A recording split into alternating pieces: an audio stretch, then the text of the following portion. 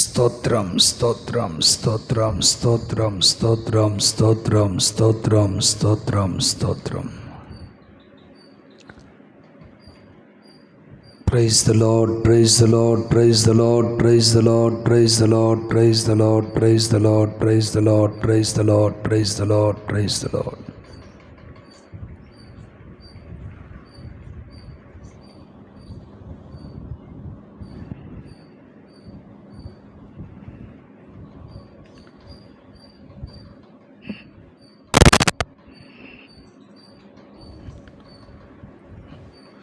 మన ధ్యానార్థమై ద్వితీయోపదేశ కాండం 4వ అధ్యాయం 30వ వాక్యాన్ని చదువుతాం. మీ బైబిల్ ఉన్న వాళ్ళందరూ చక్కగా తెరిచి మీరు ఆ వాక్యాన్ని చూడాలి. మరొకరు చదువుతారు, మిగతా వాళ్ళు శ్రద్ధగా వినండి. ద్వితీయోపదేశ కాండం 4వ అధ్యాయం 30వ వాక్యంలో ఈ సంగతులు అన్నీ నీకు సంభవించిన తరువాత నీకు బాధ కలిగినప్పుడు అంత్యదినములలో నీవు నీ దేవుడైన యెహోవా వైపు తిరిగి ఆయన మాట వినిన ఎడల నీ దేవుడైన యెహోవా కనికరము కలిగిన దేవుడు గనుక నిన్ను ఆయన చెయ్యి విడవడు అని ఇక్కడ రాయబడి ఉంది. బాగా మీరు అర్థం చేసుకోవాలి ఈ వాక్యాన్ని. నీకేదైనా బాధ కలిగిందనుకోండి, ఆ బాధ కలిగినప్పుడు ఈ యొక్క అంత్య దినాల్లో, ఈ యొక్క చివరి దినాల్లో నీ దేవుడైన యెహోవా వైపు తిరిగి ఆయన మాట వినిన ఎడల ఆయన కనికరం కలిగిన దేవుడు గనుక ఆయన నీ చెయ్యి విడవడు అని రాయబడి ఉంది. ఇక నాకెళ్ళి చూడండి, ఆల్రెడీ ఈ వాక్యం అంతా మన జీవితంలో నెరవేర్పులోనే ఉంది. సగం ఎప్పుడు మనకు బాధ కలిగే అంతవరకు మనం జీవించి బాధ కలిగిన తర్వాత ఇప్పుడు ఈ వాక్యం చెప్పకపోయినాగా నువ్వు ప్రభు వైపు తిరుగుతావు. మరొకసారి చదువుతాను.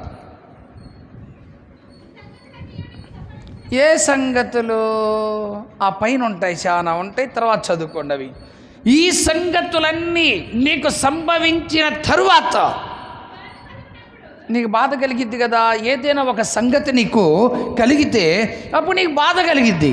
నీకు బాధ కలిగినప్పుడు అంత్య దినాల్లో, ఎప్పుడో చివరి దినాల్లో, ఇప్పుడు మనం ఎక్కడున్నాం వాస్తవాన్ని చెప్పండి.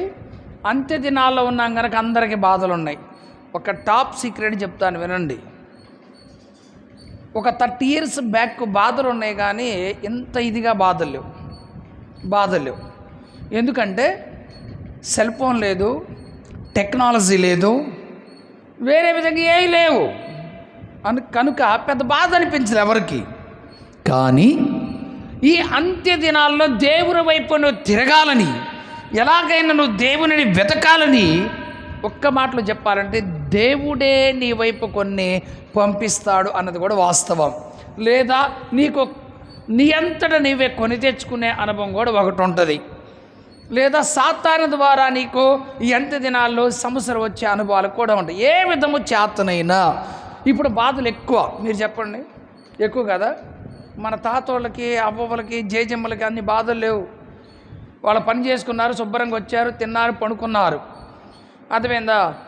ఏదన్నా అమ్మాయి కాపురం ఏదన్నా తేడా పడిందంటే నలుగురు పెద్ద మనుషుల్లో పెట్టేసి అని చెప్పి బెదిరించి పంపించేవాడు. ఇప్పుడైతే చెప్పండి, కేసు పెట్టాలి, కోర్టుకి వెళ్ళాలి, కొంత సమయం పట్టుద్ది. ఈ లోపల నువ్వు తిరుగుతూ ఉండాలి. జీవితం అంటే ఇదేనా, ఎందుకు చేసుకున్నాను, ఫోన్లో పరిచయం కాకుండా బాగుండు. ఈ మధ్య ఏదో ఒక యాప్ వచ్చింది. ఏ యాప్ అది? పెళ్ళి యాప్. ఏంటిది అది? జోడీ. ఏ యాప్ అది? జోడీలు ఎత్తుక్కుంటున్నారు. పెద్దలు అప్పుడైతే పెద్దోళ్ళు నిశ్చయించినట్లు జరిగాయి, అప్పుడు వివాహాలు అప్పుడు అట్లా జరిగాయి. ఇప్పుడు అట్ట కాదు, ఇప్పుడు అట్లా కాదు. అర్థమైందా? దేవుని స్తోత్రం. మొన్న నవీన్ ఎంగేజ్మెంట్లో చెబుదాం అనుకున్న ఒక మాట, కానీ టైం సరిపోలే, వాతావరణం బాగలేక. నిజంగా మీరు చెప్పండి, ఇదివరకు మీకు పెళ్లి చేసేటప్పుడు మీ కుర్రకారు మీరు ఆగండి, పెద్దోడు చెప్పండి, మీరు పెళ్లి కాకముందు అమ్మాయిలు అబ్బాయిలు మాట్లాడుకున్నారా? నేనైతే మాట్లాడలేదమ్మా. నువ్వు మాట్లాడుకోవాలి. మీరెవరు పెద్దోళ్ళు మ్యాక్సిమం మాట్లాడుకోలే, చూసుకొని కూడా చూసుకోవాలా. సరే ఈ అంటే రేరుగా జరుగుతాయిలే. పెద్దోళ్ళు ఇష్టపడి వాళ్ళు ఓకే చేసుకొని వచ్చిన తర్వాత ఇక చేసుకోవాల్సిందే మేనమావనో లేకపోతే మేనత్త కొడుకునో లేకపోతే మేనత్త కూతురునో అంటారు, కాబట్టి అవి జరిగిపోయినాయి. ఎందుకంటే పెద్దోళ్ళ మాట అప్పుడు విన్నారు. ఇప్పుడు ఎవరు వింటున్నారు? జోడి యాప్లు ఎత్తుక్కోవడమే, ఫేస్బుక్లో ఎత్తుక్కోవడమే. నిన్న ఒక తాజా వార్త ఒకటి వచ్చింది. ఏంటయ్యా వార్త అంటే, నేను నీకు రెండో భారీగా ఉంటాను అందంట ఆయనతో. ఇవన్నీ ఫేస్బుక్లో భలే దొరుకుతూ ఉంటాయి, అందుకే అప్పుడప్పుడు మీకు చెప్తూ ఉంటాను, జాగ్రత్తగా గమనించండి. సరేనని చెప్పేసి రెండో భారీగా ఎక్కడో ఒక దగ్గర పెట్టాడంట ఆమెని. మొదటి భార్య ఆల్రెడీ ఉంది, రెండో భార్యను కూడా ఎక్కడో పెట్టాడు. ఈ లోపల ఏం చేసిందో తెలుసా? ₹1 కోటి కొట్టేసిన కిలాడి లేడీ అని రాశాడు టైటిల్. మంచిగా మాట్లాడి ఇక నీకు రెండో భార్యగా ఉంటాను ఇంకా అని చెప్పి అతను లొంగ తీసుకొని కొన్ని రోజులు అతను నుండి ₹1 కోటి కొట్టేసిందంట అతని దగ్గర నుంచి. ఫోన్ మహత్యం కదా ఇది, ఫోన్ మహత్యం. ఈ బాధలు కదా ఎంత దినాలు ఇయ్యగా బాధలంటే, అవునా కదా? ఇక లాస్ట్కి మనమైతే అప్పుడేం మాట్లాడుకోలేదు, ఇప్పుడు ముందుగానే మాట్లాడుకోవాలి. ఇప్పుడు పెళ్లి కంటే ముందు ఎక్కువ మాట్లాడుకుంటున్నారు అందరూ. ఎందుకు మాట్లాడుకున్నారు తెలుసా? రేపు మాట్లాడుకోవడానికి టైం దొరకదని. పెళ్ళైన తర్వాత ఇక మాట్లాడుకోవడానికి ముందు టైం దొరకదు. అప్పుడు ఎవరు ఉద్యోగాలు, ఎవరు పనులు, హడావుడి. ఇప్పుడు అనుకుంటారు అప్పుడేమో గంటలు మాట్లాడావు, ఏంది ఇప్పుడు అసలు మాట్లాడలేదండి, బిజీ బిజీ బిజీ బిజీ. అప్పుడున్న ప్రేమ ఇప్పుడు లేదు, అప్పుడున్నట్టు ఇప్పుడు లేవు. అప్పుడు గంటలు మాట్లాడావు, లేకపోతే ఎప్పుడు ఫోన్ చేస్తావు లిఫ్ట్ చేసావు, తిన్నావా బంగారం అని అడిగేవాడివి. బంగారం, కొంతమంది ముద్దు పేర్లు, భార్యకి బంగారం. మీకు తెలియదులే, నాకు చాలా తెలుసు అలాంటి బంగారం. ఆ తర్వాత ఇనుమైపోద్ది పెళ్ళి అయిన తర్వాత.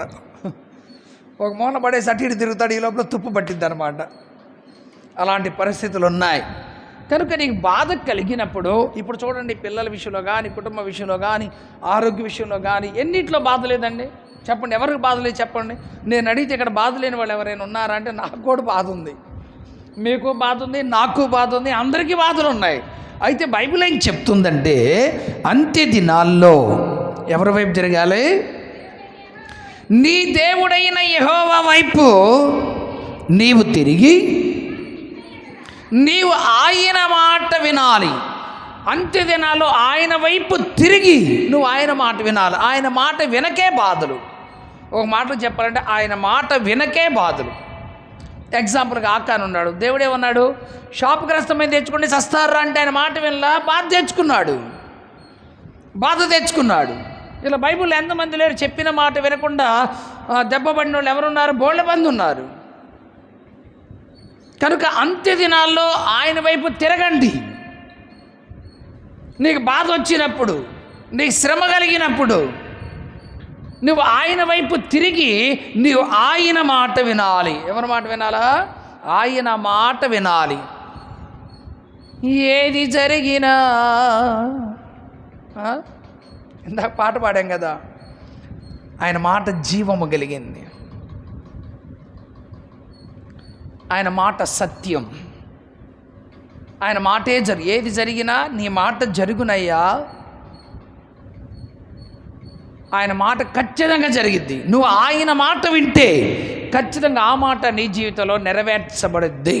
బైబిల్లో ఎరుకోకు ఎవడైనా పునాది వేసాడంటే పెద్ద కొడుకు చచ్చిపోతాడు. అర్థమైంది? ఎవడైనా కట్టడం ప్రారంభించినప్పుడు, దర్వాజు నిలబెట్టినప్పుడు ఇంకోడెవడో పెద్దోడో లేకపోతే రెండోవాడు చచ్చిపోతాడని చెప్పాడు. జరగలేదు? అది జరిగిందా? జరగలేదు. బైబిల్లో కావాలంటే చూడండి. నాబోతు దగ్గర మీరు చూడండి, ద్రాక్ష తోట తీసుకొని అతను రాళ్ళతో కొట్టి చంపిస్తే ప్రభు ఏమన్నాడు? నాబోతు యొక్క రక్తాన్ని నువ్వు చిందించావు కనుక నీ రక్తం కూడా ఇట్లాగ అయిపోద్దని చెప్పాడు. యెజబెల్నేమో గుక్కలు తిన్నాయి, అహాబు రాజునేమో యుద్ధంలో చచ్చిపోయినప్పుడు ఆ అంబులు దిగినప్పుడు రక్తమంతా కూడా ఆ యొక్క రథంలో పడిన తర్వాత షోమ్రోను కొలంలో కడగడానికి వెళ్ళినప్పుడు వేషలు స్నానం చేస్తూ ఉంటే కుక్కలు నాకే అని రాయబడి ఉంది అక్కడ. దేవుని మాట తప్పిపోలా, దేవుని మాట ఎప్పుడు కూడా తప్పిపోదు. ఆయన మాట వింటే, ఆయన మాట కొంచెం ఆలస్యమైనను అలక్ష్యం కాకుండా నీ జీవితంలో దేవుడు తప్పక ఆయన జరిగిస్తాడు. దేవుని స్తోత్రం. చదవండి ఆ మాట. యెహోషువ గ్రంథం 6వ అధ్యాయం 26 జాషువా. ఆ కాలమున యెహోషువ జనుల చేత శపథము చేయించి ఇలాగూ ఆజ్ఞాపించాడు. ఎవరు పుణ్యానిది? ఆకాను వల్ల శాపగ్రస్తమైన తెచ్చాడు. ఆ పట్టణాన్ని పడగొట్టేశారు, అంతే, కాల్చి పడేశారు. జనుల చేత శబ్దం చేయించాడు, వారికి ఇలాగూ ఆజ్ఞాపించెను. ఎవరు యెరికో పట్టణాన్ని మరలా కట్టిస్తారో వాడు యెహోవా దృష్టికి శాపగ్రస్తుడైపోతాడు. వాడు దాని పునాది వేయగా, అది పునాది వేస్తే జ్యేష్ఠ కుమారుడు చచ్చిపోతాడు, అంతే. దాని తలుపులో నిలవబెట్టగా వాడు కనిష్ట కుమారుడు చచ్చిపోతాడు, చిన్నోడు చచ్చిపోతాడు. యెహోషువకు తోడై ఉండెను గనుక ఆయన కీర్తి దేశం అంతటా వ్యాపించింది. దేవుడే యెహోషువ ద్వారా ఆయన మాట పలికించాడు. దీని నెరవేర్పు ఎక్కడ జరిగింది? రాజుల మొదటి గ్రంథం 16వ అధ్యాయం 34. ఫస్ట్ కింగ్స్, రాజుల మొదటి గ్రంథం 16వ అధ్యాయం 34 లింక్ రాసుకోండి. అతని దినములలో ఆ బెతీనీయుడైన గియేలు యెరికో పట్టణాన్ని కట్టించెను. అతడు పునాది వేయగా, అదిగో అతని ఏం పేరు, ఆయన పేరు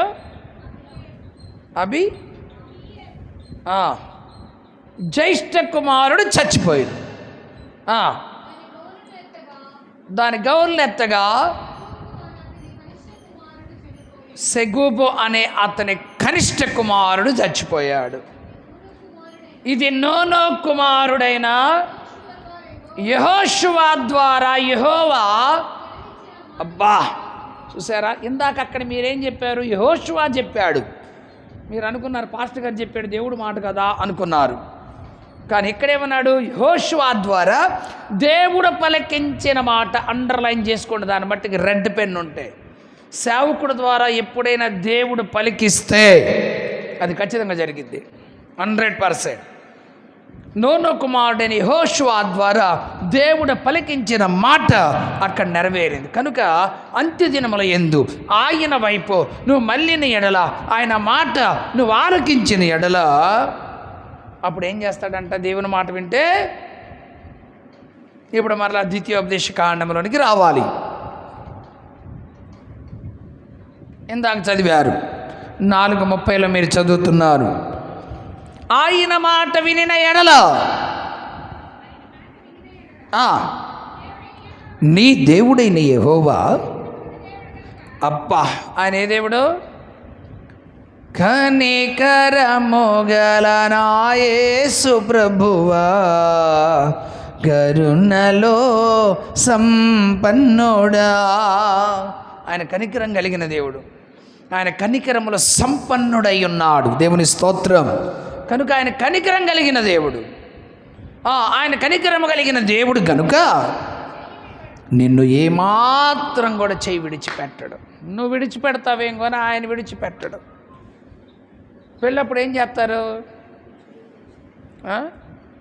భార్యాభర్తలకు ఏం చేస్తారు చెప్పండి గట్టిగా? చేతులు పట్టిస్తారా? ఏ చేతులు పట్టిస్తారు? కుడి చెయ్యి ఎట్ట పట్టిస్తారు? ఎట్ట పట్టిస్తారా?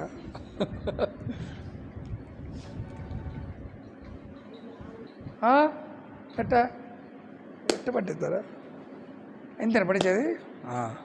ఎట్టు కాదా? ఎట్ట పట్టిస్తారంట. చేతులు పట్టించి వెనక 2 చీరకొను దానికి గట్టి కట్టేసి, ఇక నేను నిన్ను విడవను, నువ్వు నన్ను ఎడవబాకను, 3 నెలలు అయిన తర్వాత సర్దుకొని పోతే మొదటిసారి అప్పుడు అడగండి. అప్పుడు తెగిపోద్ది అనమాట ఈ చీర బంధాలు. అదేనా? ఈ చీర బంధాలు అప్పుడు తెగిపోతాయి.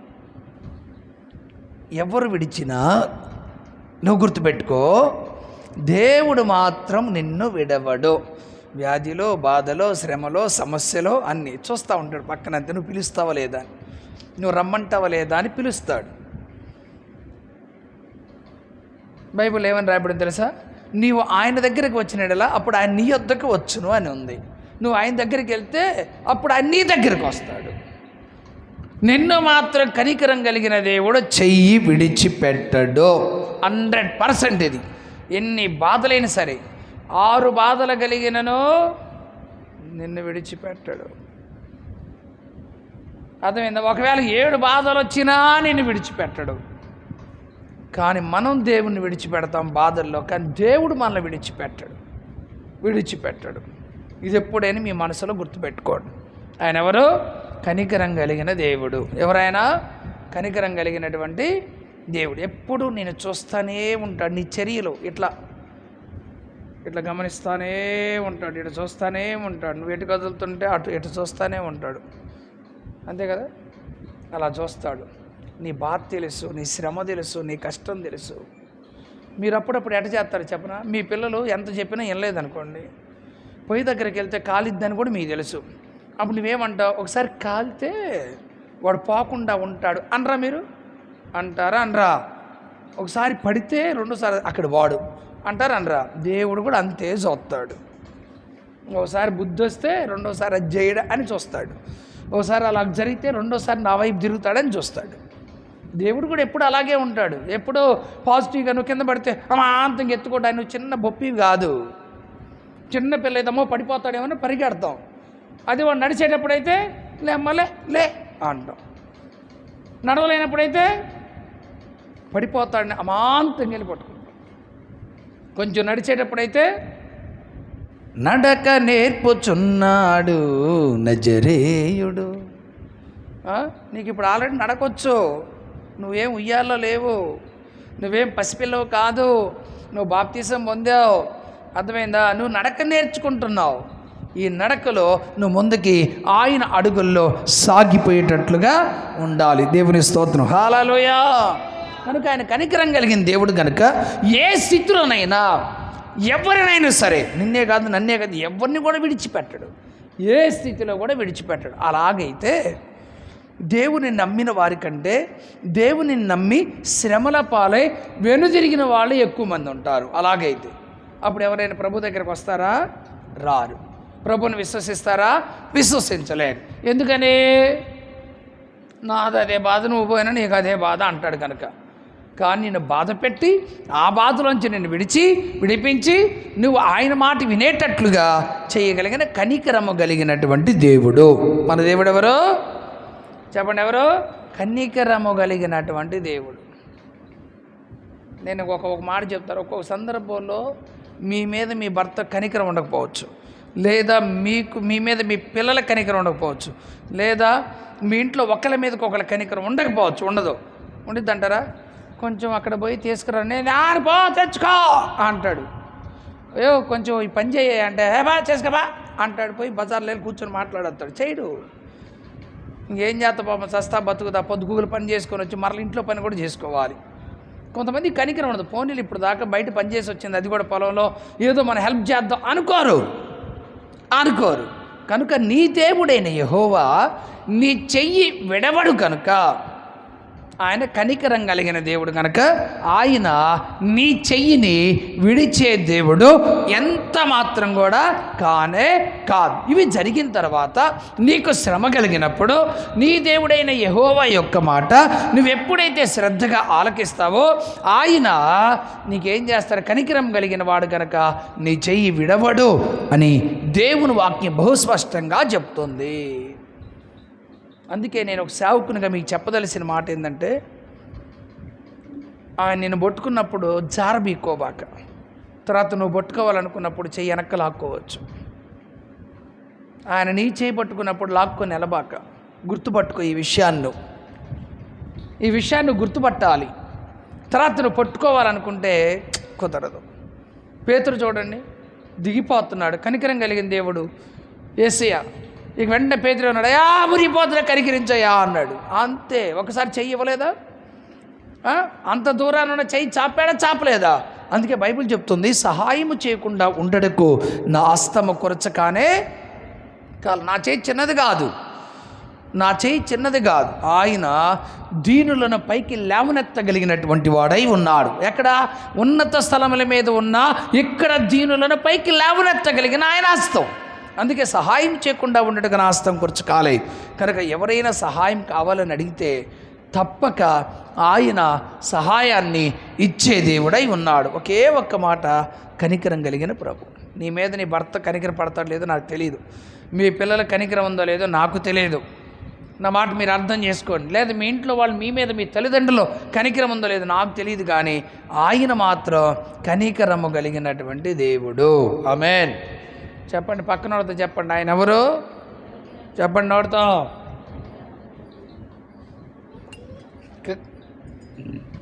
కనికరము కలిగిన దేవుడు. ఇక్కడ మీరు చదివిన ఈ మాటలో మనం నేర్చుకోవాల్సింది, అంత్య దినములలోని శ్రమ సంభవించినప్పుడు ఆయన వైపు తిరగండి. అంటే అంత్య దినాల్లో నీకు శ్రమ సంభవించినప్పుడు, చివరి దినాల్లో నువ్వేం చేయాలి? ప్రభు వైపు తిరగాలి అంత్య దినాల్లో. ఎందుకయ్యా అంటే, యెషయా గ్రంథం 9వ అధ్యాయం 1వ వాక్య ప్రకారం, యెషయా గ్రంథం 9వ అధ్యాయం 1వ వాక్య ప్రకారం, యెషయా గ్రంథం 9వ అధ్యాయం 1వ వాక్యములో దేవుని వాక్యం చెప్పకనే చెప్తుంది,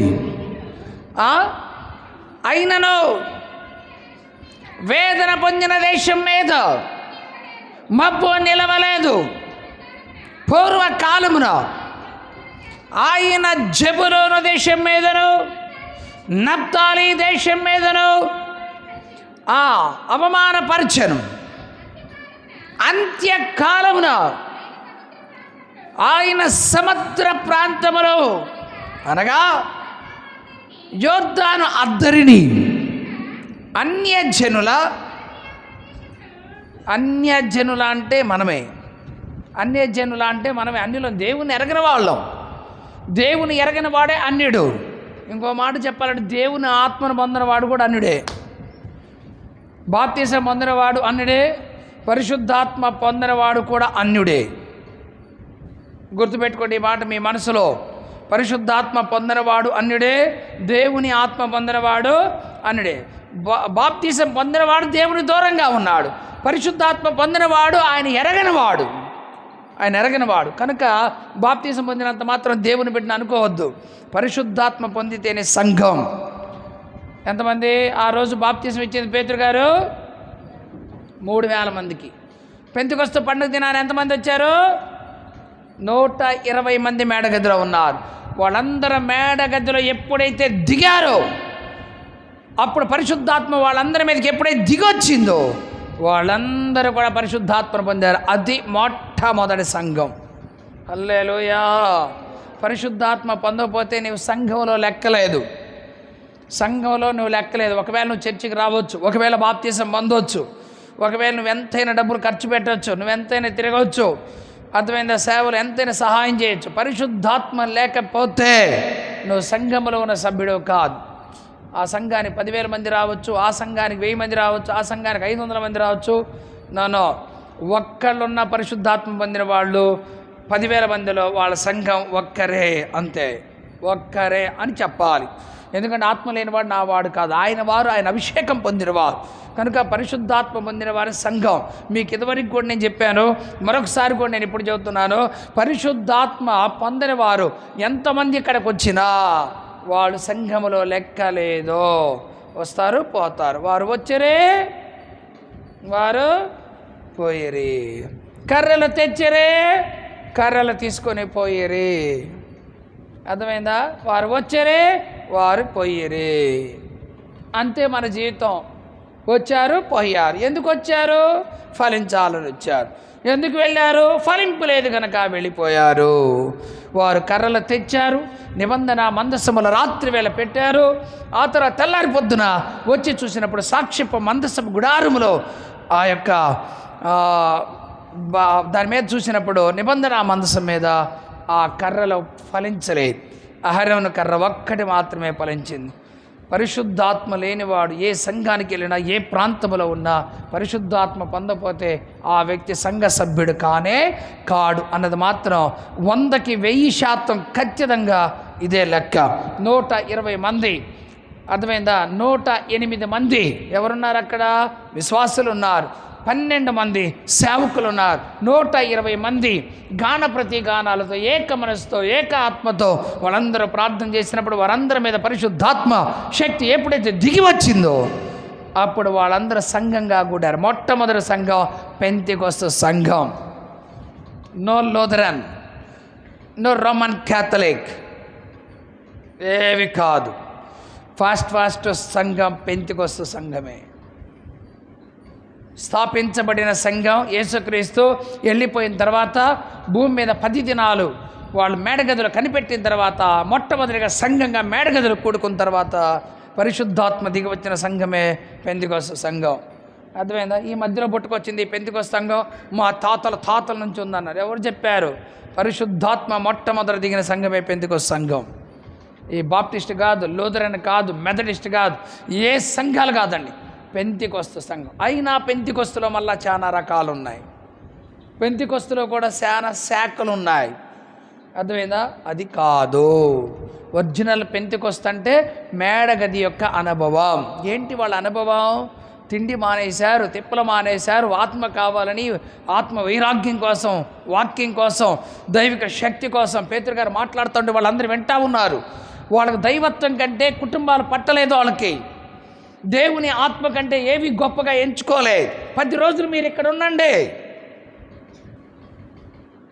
10 రోజులు మీరు ఇక్కడ ఉంటారా? 10 రోజులు? నేను చెప్పిన మాట అబద్ధమా? అపొస్తలుల కార్యాలు 1వ అధ్యాయంలో 10 రోజులు కనిపెట్టారు అక్కడే. 1 రోజు 2 రోజులు కాదు.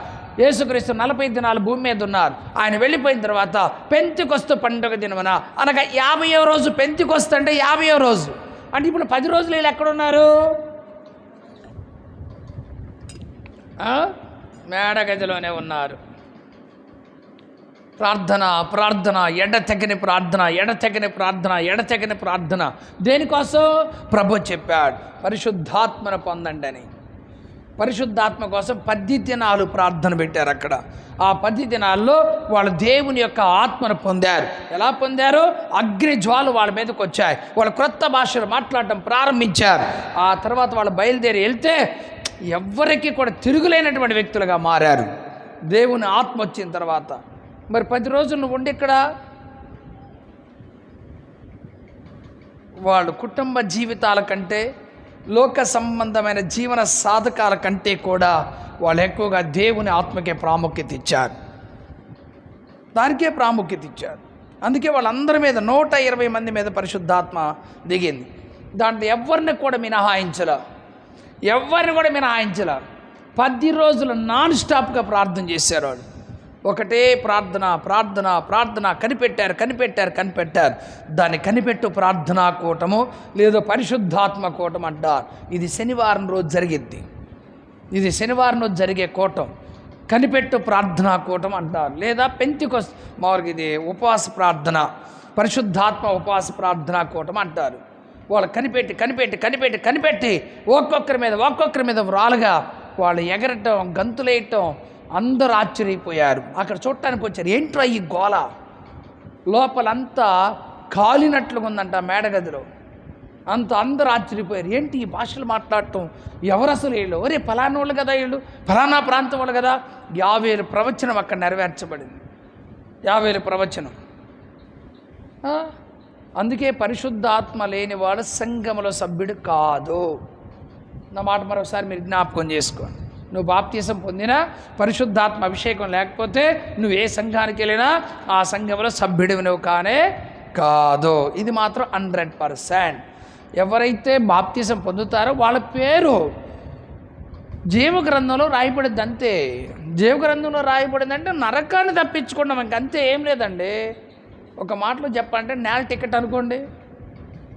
వెనకటి సినిమాలు పోలేదా సినిమాలు పోలేదా? తెరెక్కడ ఉంటే ఎట్ట పెట్టి చూడలేదా మనం? దగ్గరగా ఉంటాయి. బెంచీ టికెట్, 2 రూపాయల టికెట్, 5 రూపాయల టికెట్, గుర్తులేదు మీకు? డబ్బు లేని వాళ్ళందరూ అక్కడికే పోయేది. నేల టికెట్ అంటారు, అది కింద కూర్చోవాలా. తర్వాత కుర్చీ 5 రూపాయలు, తర్వాత బాల్కనీ 10 రూపాయలు. ఇప్పుడంటే 150, 200 పోయినాయి అనుకోండి టికెట్లు. చెప్తారు, నేను చూసినప్పుడైతే అంతే. డబ్బులు లేకపోతే 2 రూపాయలు ఉంటే సినిమాకి వెళ్ళేవాడిని. అద్దెంకులో VNS picture palace, Rama talkies, ఇవన్నీ ఉన్నాయి. సత్యనారాయణ కళామందిర్, విజయలక్ష్మి థియేటర్, ఇవన్నీ చూసే సినిమాలు.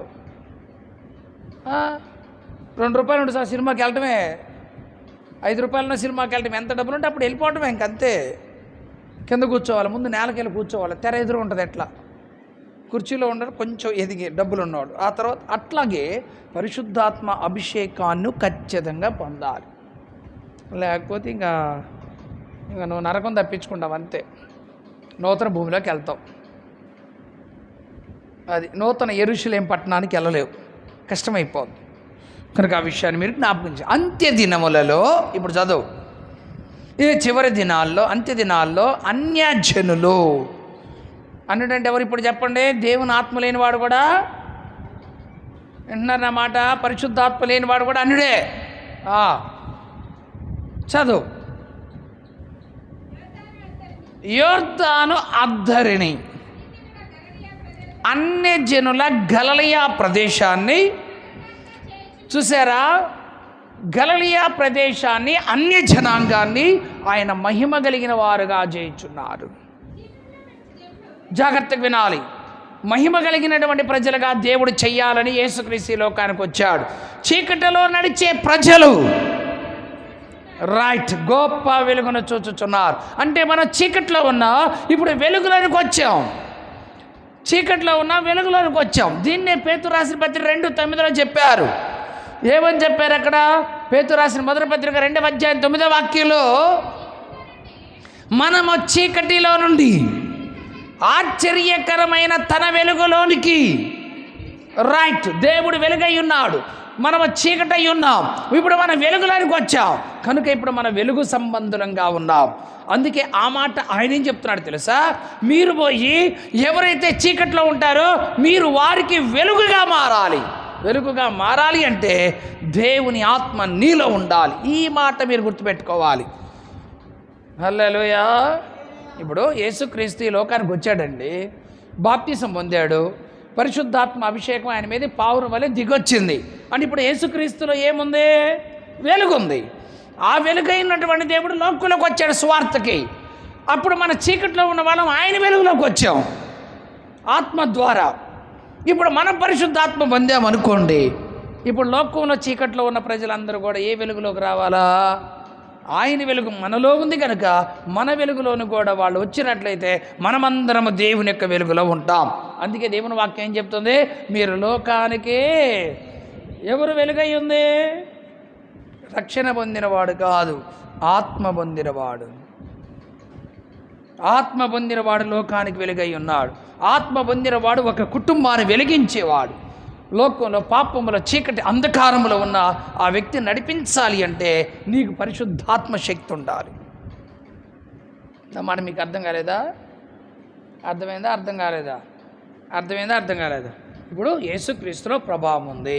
యేసుక్రీస్తులో ఉన్న ప్రభావం ఎవరిలోకి వచ్చింది? పేతురులోకి రాలేదా? పేతురులో నుంచి తబితాలోకి వెళ్ళలేదా? యేసుక్రీస్తులో ఉన్న ప్రభావం సౌలైనటువంటి పౌల్లోకి రాలేదా? వచ్చిందా రాలేదా? ఆయన నడికట్టు తాకినప్పుడు వాళ్ళ స్వస్థత కలిగిందా లేదా? ఈ మొత్తం ఎక్కడి నుంచి వచ్చాయి? ప్రభు అయినటువంటి యేసుక్రీస్తులో నుంచి వచ్చాయి. ఆయనలో ఉన్నటువంటి వెలుగు, ఆయనలో ఉన్నటువంటి పరిశుద్ధత, ఆయనలో ఉండినటువంటి ప్రేమ, ఆయనలో ఉన్న విశ్వాసం, ఆయనలో ఉన్న సమాధానం, ఆయనలో ఉన్నవన్నీ కూడా మనకు వచ్చాయి. ఇవన్నీ నీకు రావాలి అంటే ఖచ్చితంగా దేవుని ఆత్మ ద్వారా మాత్రమే వస్తాయి. బాప్తీసం తీసుకున్నంత మాత్రాన రావు. మరి మీరు బాప్తీసం తీసుకున్నారు, బూతులు ఆడతలేదా? బాప్తీసం తీసుకున్నారు, ఎదురు వాళ్ళని తిట్టట్లేదా? రైట్. అదే పరిశుద్ధాత్మ దేవుడు నీలో ఉంటే నో అనబాక, అందుకే అభిషేకం ఉన్నటువంటి సౌలుని దావీదు ఏం చేయలేకపోయాడు. శత్రువే, మళ్ళా ఆయన శత్రువే సౌలుకి. సౌలు దావీదు శత్రువే. యెహోవా అభిషేకించిన వాడిని ముట్టకూడదు అన్నాడు. భయం వేసింది. ఎవరికి భయం వేసింది? దావీదుకి భయం వేసింది. అందుకే ఆ అభిషేకం నీలో కానీ ఉంటే నేను ఎవరన్నా భయపడతారు. వాళ్ళకి కోటింగ్ పడిద్ది అంతే.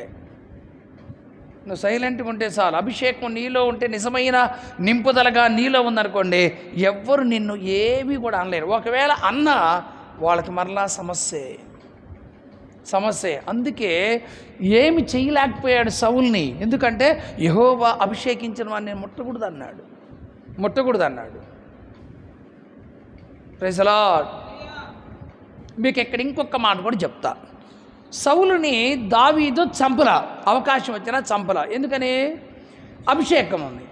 అభిషేకం పొందినటువంటి సౌల్ని ఎవడు చంపేశాడు? ఒక అమాలేకీయుడు వచ్చి పొడిచాడు. ఇంకా చచ్చిపోతాడని నేనే పొడి చేశాను. కొరప్రా నీ మాటే నీవే సాక్ష్యం చెప్పింది, ఏసేంట్రా వాడిని తీసుకెళ్ళి అన్నాడు. ఆయన్ని చంపడానికి ఈజీ అనిపించింది, కానీ ఈయన చంపడానికి మాత్రం కష్టం అనిపించింది. అందుకే పరిశుద్ధాత్మ అభిషేకం పొందిన వాళ్ళు సామాన్యులు కాదు. హల్లెలూయా. పరిశుద్ధాత్మ అభిషేకం పొందిన వారు సామాన్యులు కాదు. మీకు ఎప్పుడు చెప్తాను శాంసన్ గురించి. దేన్ని తీసుకొని చంపాడు? గాడిద పచ్చి దవడ నుంచి ఆ ఎముక లాగాడు. ఇంక అంతే గాడిద్ది. అంటే దీన్ని బట్టి గాడిద ఎముక ఎంత స్ట్రాంగ్గా మీరు గుర్తుపట్టుకోండి. ఎంతమందిని చంపాడు? 1000 మందిని చంపాడు. ఎంతమంది చంపాడు? 1000 మంది. వాళ్ళ దగ్గర ఈటలు లేవా? వాళ్ళ దగ్గర కత్తులు లేవా? పోనీ ఎవడైనా ఒకడు గురిపెట్టి రాయితో నన్ను కొట్టున్నాడా? 1000 మంది చచ్చిపోవడం ఏంటి అసలు? అది అభిషేక బలం. అభిషేక బలం. ఇంకంతే. అభిషేకం కలిగిన వారిని ఎవరు ఏం చేయలేరండి. పరిశుద్ధాత్మ అభిషేకం పొందిన వారిని ఎవ్వరు కూడా ఏమి చేయలేరు. దుష్టుడు ఏం చేయలేడు, మనుషుడు ఏం చేయలేడు, ఎవరిని కూడా ఏం చేయలేరు. అభిషేకం కానీ ఉంటే. అది కానీ లేదనుకోండి, అందరు నీ మీదే పడతారు. అందరు ఎవరి మీద పడతారు? మన మీదే పడతారు. అందుకే మీకు ఎన్నోసార్లు నోరు బయటాడు చెప్తున్నా, ఆత్మను పొందుకోండి, పరిశుద్ధాత్మ కూడడానికి రండి, ఆత్మను పొందుకొని చెప్పేది. అందుకే కనిపెట్టుకోవడానికి వచ్చి దేవుని ఆత్మను పొందుకోవాలి. టోటల్గా మనం చీకట్లో నుంచి వెలుగులోనికి వచ్చాం. ఏ వెలుగులోనికి వచ్చాం? ట్యూబ్లైట్ కింద వచ్చే వెలుగు కాదు, ఆకాశంలో నుండి వచ్చే సూర్యుని వెలుగు కింద కాదు మనం వచ్చింది. అందుకే ప్రత్యక్ష గుడారంలో 3 వెలుగులు ఉన్నాయి. ఆవరణంలో సూర్యుని వెలుగుంది, పరిశుద్ధ స్థలంలోనేమో క్యాండిల్ స్టిక్ దీపవృక్షపు వెలుగుంది, అతి పరిశుద్ధ స్థలంలో షెకేనా మేఘం ఆ యొక్క వెలుగుంది, ఆ మహిమ కలిగిన వెలుగుంది. ఈ 3 వెలుగులే. ఇది సాయంత్రం కల్లా ఏమైపోద్ది? చీకటి పడిపోద్ది. ఆవరణంలో వెలుగు. క్యాండిల్ స్టిక్ దీపవృక్షంలో ఉన్నటువంటి వెలుగు ఏమైపోద్ది? నూనె అయిపోగానే ఆరిపోద్ది. కానీ ఈ వెలుగు ఆరిపోద్దా? ఇది ఆరని నిత్యమైన వెలుగు. నువ్వు అతి పరిశుద్ధమైన జీవితంలోకి వెళ్ళినప్పుడు ఈ వెలుగు నీ దగ్గరకు వచ్చింది. అతి పరిశుద్ధమైనటువంటి స్థలములో ఆ అనుభవంలోకి వెళ్ళేటప్పుడే ఆ వెలుగు నీ మీదకి వచ్చింది.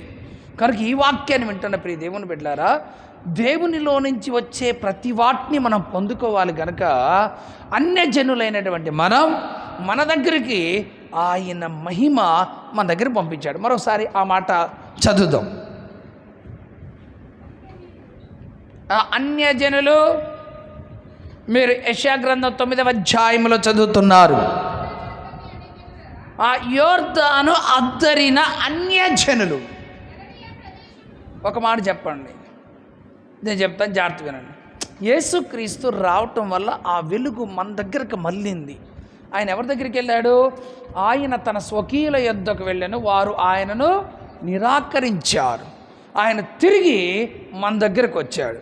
అంటే ప్రభు ద్వారా పరలోకములో ఉన్న ఆ వెలుగు, ఆ మహిమ క్రీస్తు ద్వారా మనకి రావటం ప్రారంభించబడ్డాయి. ఎవరికి? అన్య జనాంగానికి, అన్యులైనటువంటి మనకి. గలిలయ ప్రదేశాన్ని మహిమ కలిగిన దానిగా చేయుచున్నాడు. అంత్యదినాల్లో అన్ని జనులైనటువంటి మనం మహిమ కలిగినటువంటి వారంగా మారాలని దేవుడు కోరుకుంటున్నాడు. మరి ఈ అంత్యదినాల్లో మరి దేవుని యొక్క అభిషేకం మనకు కావాలి కదా. నిన్ను మహిమ కలిగిన వ్యక్తిగా మార్చాలనుకుంటున్నాడు కదా. ఆయనలో ఉన్నటువంటి అభిషేకం, ఆ కృపలు అవన్నీ కూడా నీలోని పంపించాలని ఆయన కోరుకుంటున్నప్పుడు నీ జీవితం, నా జీవితం, మన జీవితాలను ఒక్కసారి మనం పరిశీలన చేసుకొని దేవుడికి నచ్చనివన్నీ కూడా అవాయిడ్ చేసుకోవాలి. దేవునికి నచ్చనివన్నీ కూడా తొలగించుకోవాలి. దేవుడు నచ్చినట్లుగా ఉండేటట్లుగా మన జీవితాల ముందుకి నడిపించుకోవాలి. హల్లెలూయా. ఇప్పుడు దేవుడు నిన్ను ఏం చేయాలనుకుంటున్నాడు చెప్పండి? మహిమ కలిగిన వ్యక్తిగా మార్చాలనుకుంటున్నాడు. నీలో ఉన్న చీకటిని తొలగించాలనుకుంటున్నాడు. చీకటి సంబంధమైన అనుభవాల నుంచి విడుదల చెయ్యాలి అని ఆయన అనుకుంటున్నాడు. నేను మహిమ కలిగిన వ్యక్తిగా మార్చాలనుకుంటున్నాడు. ఈ మహిమ రావాలి అంటే మీకు చాలాసార్లు చెప్పాను. పేతురు రాసిన మొదటి పత్రికలో మీకు చెప్పాను. 1వ అధ్యాయంలో 6వ వాక్యం 7వ వాక్యంలో మీరు చూడవచ్చు.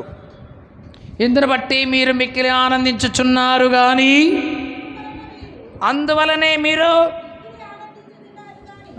ఆనందించుచున్నారు కానీ అవసరాన్ని బట్టి నానా విధములైనటువంటి శోధనల చేత ప్రస్తుతమున కొంచెం కాలం మీకు దుఃఖం కలుగుతుంది. కొంచెం కాలం మీకు దుఃఖం కలుగుతుంది.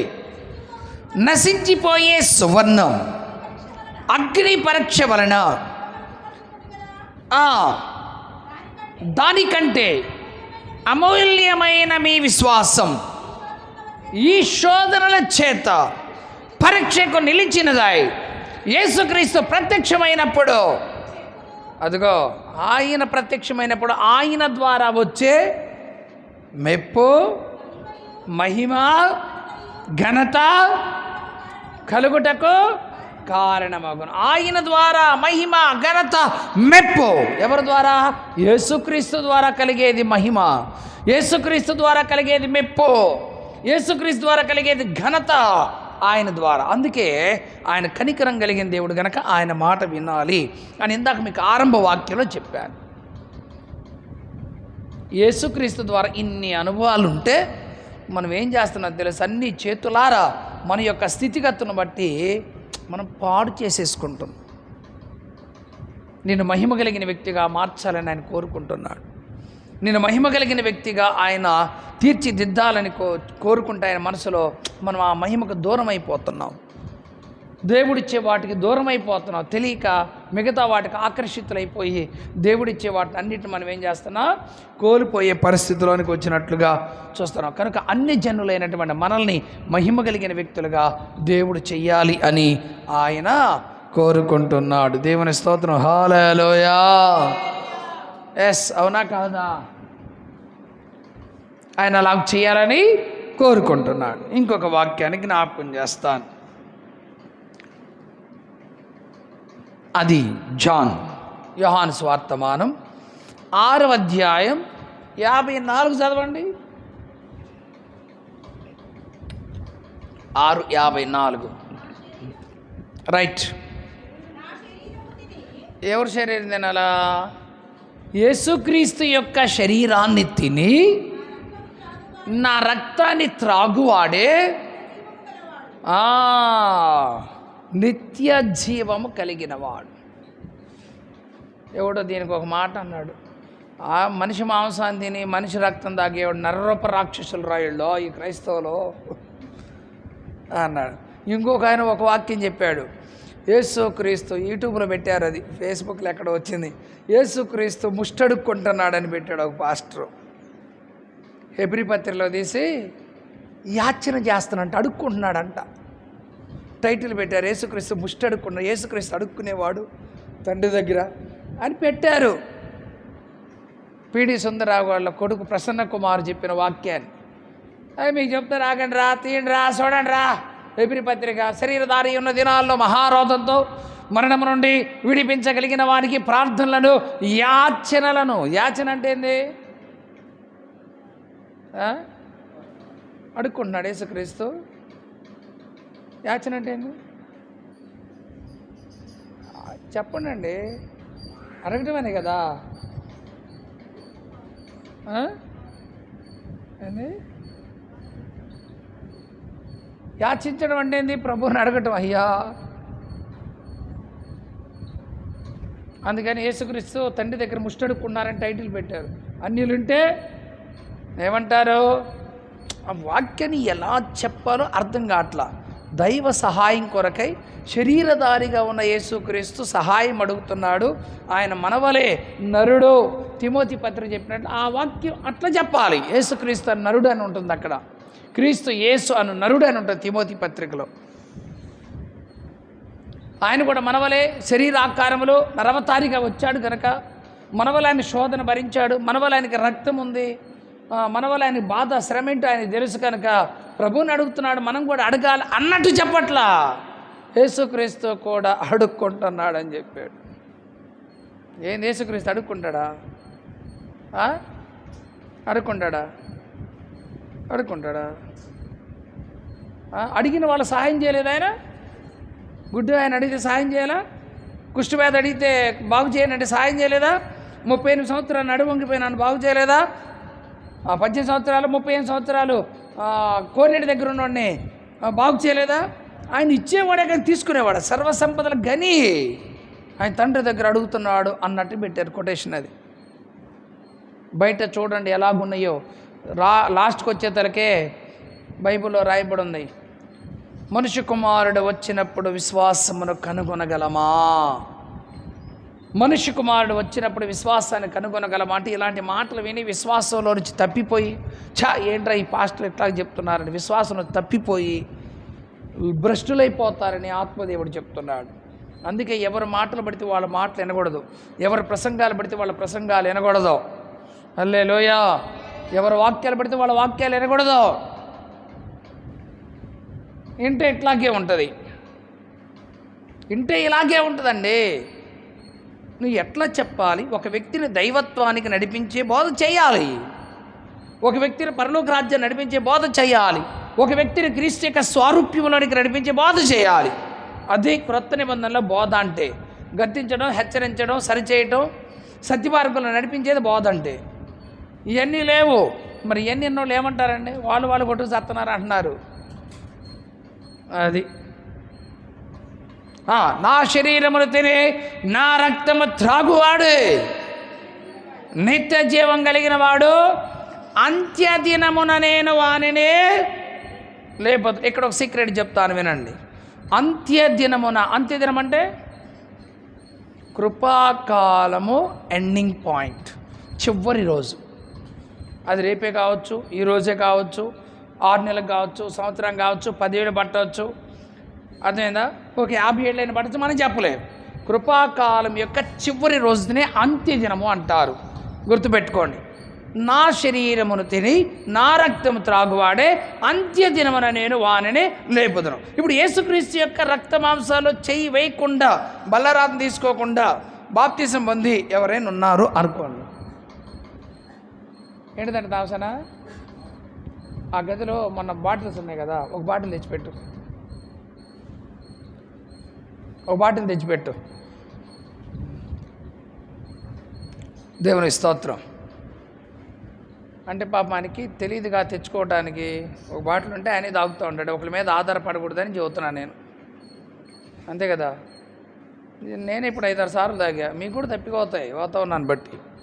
కనుక నీ దగ్గర పెట్టుకో జాయన్న, ఒకసారి రాగానే తెప్పించుకో, ఆ బాటిల్ పక్కన పెట్టుకో, నీకు దప్పికైనప్పుడల్లా తాగు, ఓకేనా?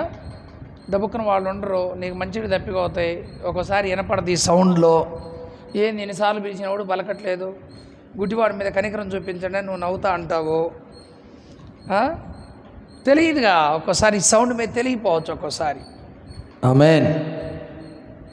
ఇప్పుడు ఏం చదువుతున్నాను నేను?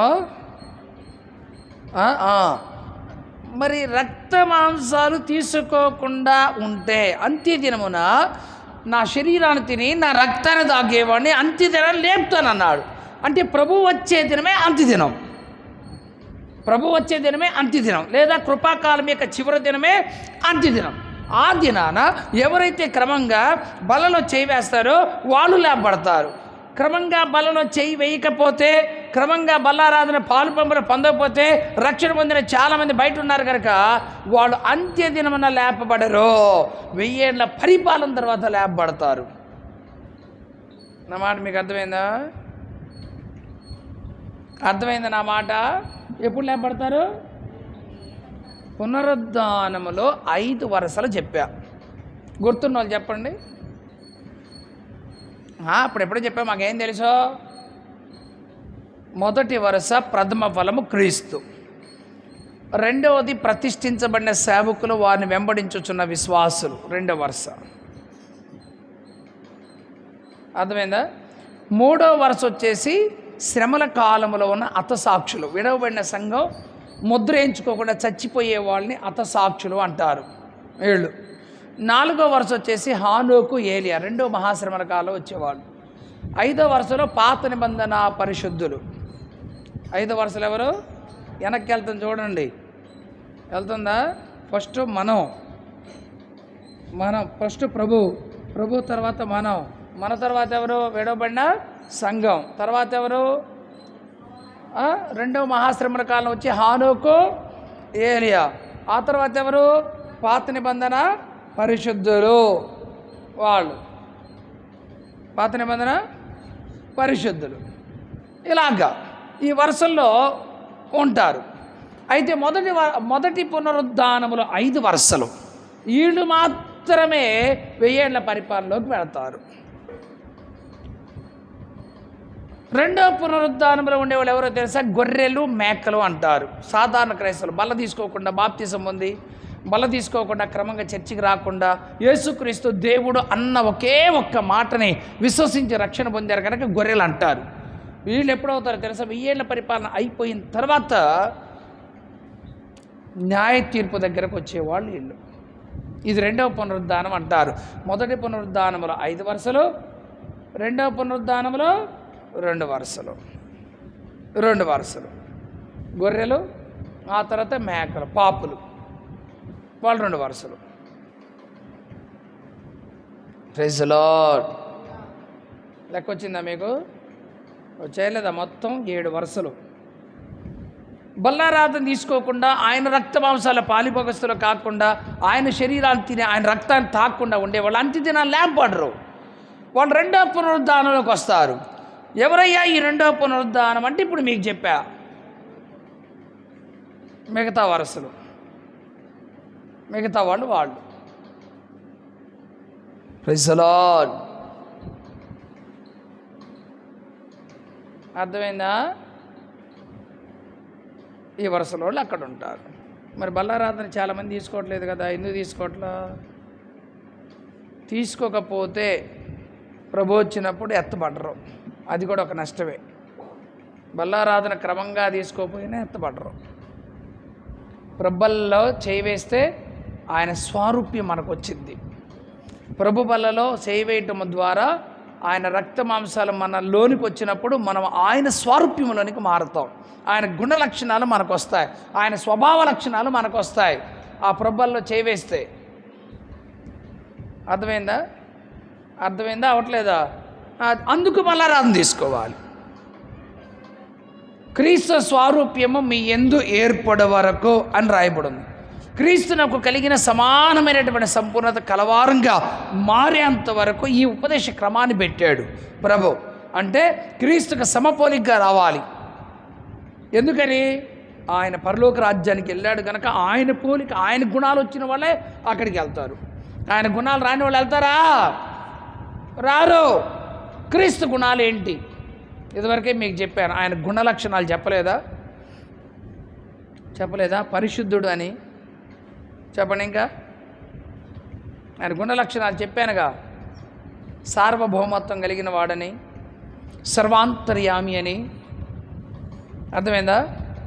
ఇలాగ ఆయన గుణాలు చాలా ఉన్నాయి. ఒక 9 గుణాలు చెప్పా మీకు. ఆ గుణ లక్షణాలన్నీ కూడా నీలోనికి రావాలి. యేసుక్రీస్తు వెళ్ళిన తర్వాత ఆ ప్రభావాలు, ఆధీనాలు ఆయన సేవకులకు ఇచ్చినట్లుగా మనం కూడా ఆయన యొక్క సర్వ పరిపూర్ణతను మనం ప్రాప్తించుకోవాలి.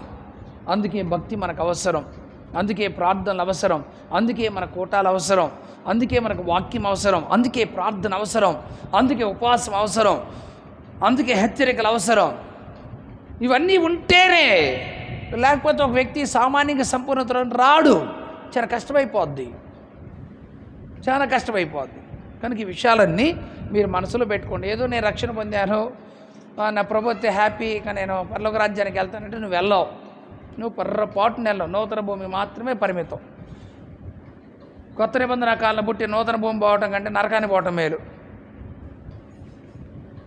ఈ క్రొత్త నిబంధనలో ప్రభు యొక్క రక్తం చేత కడగబడి చర్చికి వస్తూ ఉండేటువంటి నీవు ఎక్కడ పోవటం బెస్ట్? నూతన భూమి కంటే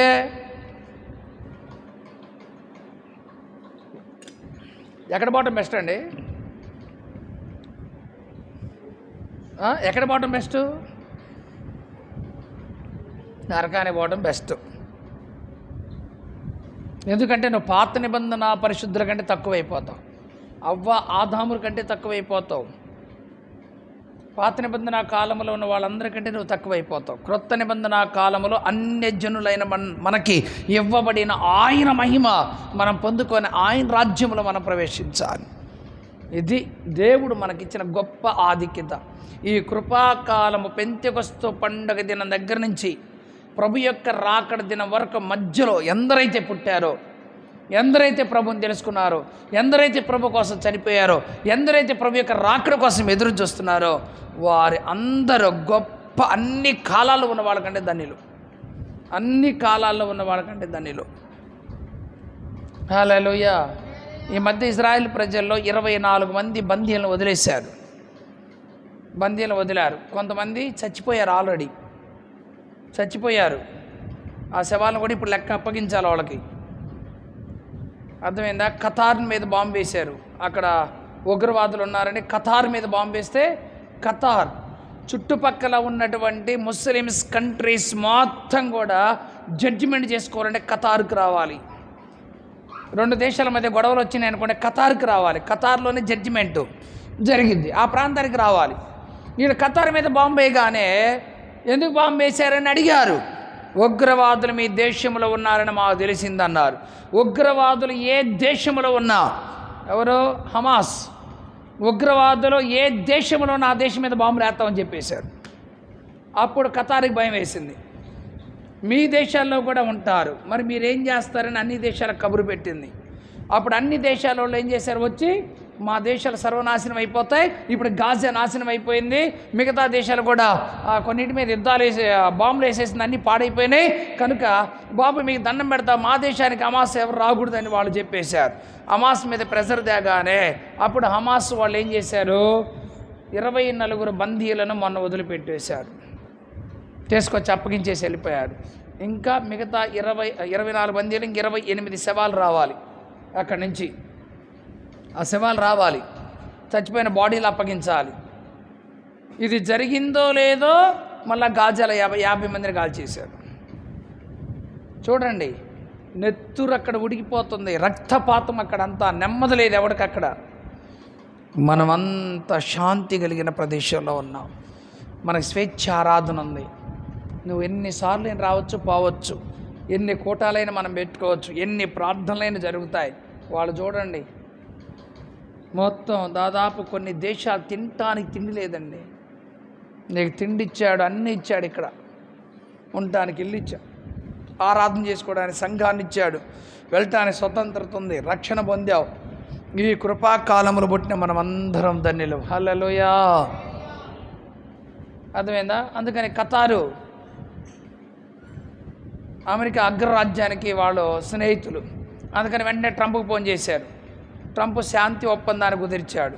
హమాస్ని వాళ్ళు అప్పగించాలి, హమాస్ దగ్గర ఉగ్రవాదుల దగ్గర ఉన్న ఇజ్రాయెల్ని అప్పగించాలంటే అప్పగించేశాడు. మొసాద్ యొక్క ప్లాన్ ఇది. మొసాద్ అంటే సీక్రెట్ ఏజెంట్స్ అనమాట. ఇజ్రాయెల్ గూఢాచారులు అంటారు. పేజర్లో బాంబులు పెట్టి పేల్చి పడేశారు, అంత టెక్నాలజీ ఉంది వాళ్ళకి.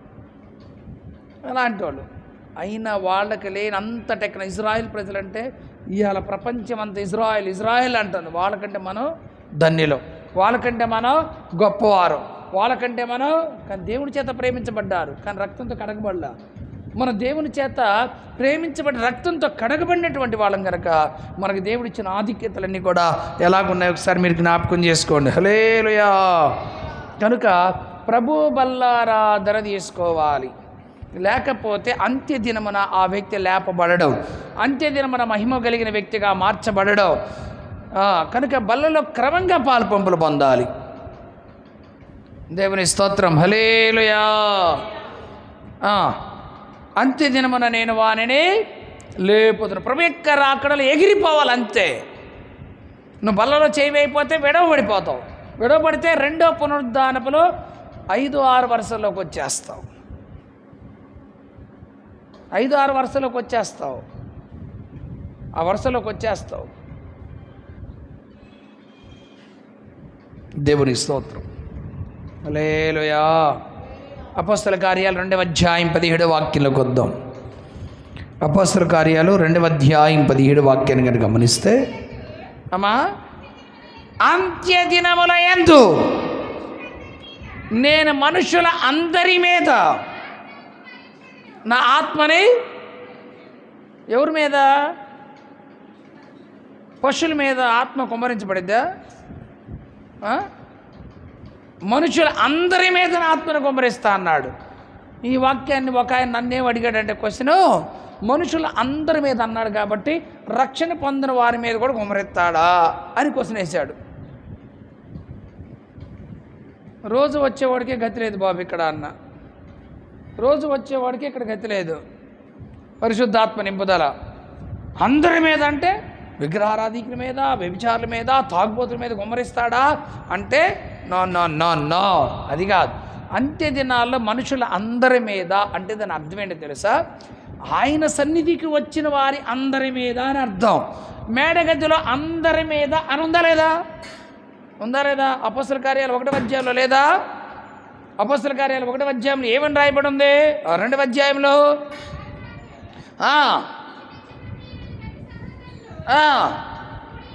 కోడి ఉండగా 2వ అధ్యాయం పేజ్ తిప్పు.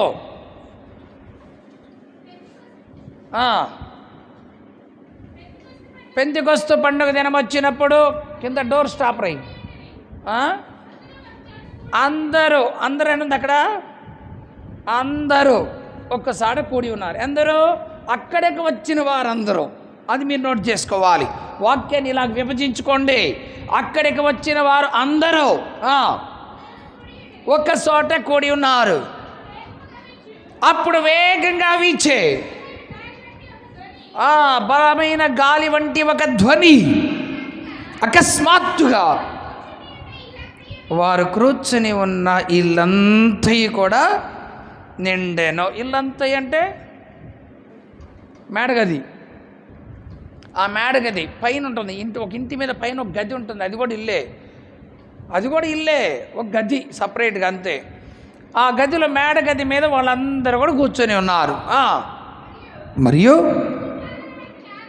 అగ్ని జ్వాలల వంటి నాలుకలు విభాగింపబడినట్లుగా, అంటే భాగాలు అయిపోయింది. వారికి కనబడి వారిలో ఒక్కొక్కరి మీద వరాలుగా, వారిల్లో అందరిలో ఒక్కొక్కరు అంటే వాళ్ళ ముందు ఒకళ్ళు వెనక చెప్పలేం, ఒక్కొక్కళ్ళ మీద వరాలుగా. అక్కడ అందరూ అనే పదం చూసుకోండి. అందరూ పరిశుద్ధాత్మతో నిండిన వారై ఉన్నారు. చాలు. అందరూ పరిశుద్ధాత్మతో నిండిన వారై ఉన్నారు. ఇక్కడ పరిశుద్ధాత్మనికి వ్యత్యాసం లేదు, పరిశుద్ధాత్మని భేదం లేదు. పరిశుద్ధాత్మనికి అర్థమైందా? కులము, జాతి, రంగు, వర్ణన భేదాలు లేవు. మనకుంటాయి కులాలు, ఎన్ని భేదాలు, రంగు, ఎత్తు, ఉన్నత స్థితి, పేద స్థితి. కానీ పరిశుద్ధాత్మనికి అవన్నీ లేవు. పరిశుద్ధాత్మకి అవన్నీ లేవు. ఆ దినకాలలో అందరూ ఒకే దగ్గర ఉన్నారు.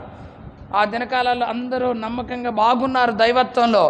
ఇప్పుడు మనకి కులాలు వచ్చాయి. పెళ్ళిళ్ళు చేసుకునేటప్పుడేమో మన కులమే, అంతేనా? మన కులాలే కావాలి కదా. ఎత్తుకోవటంలో మన కులమే కావాలి. ఇంకా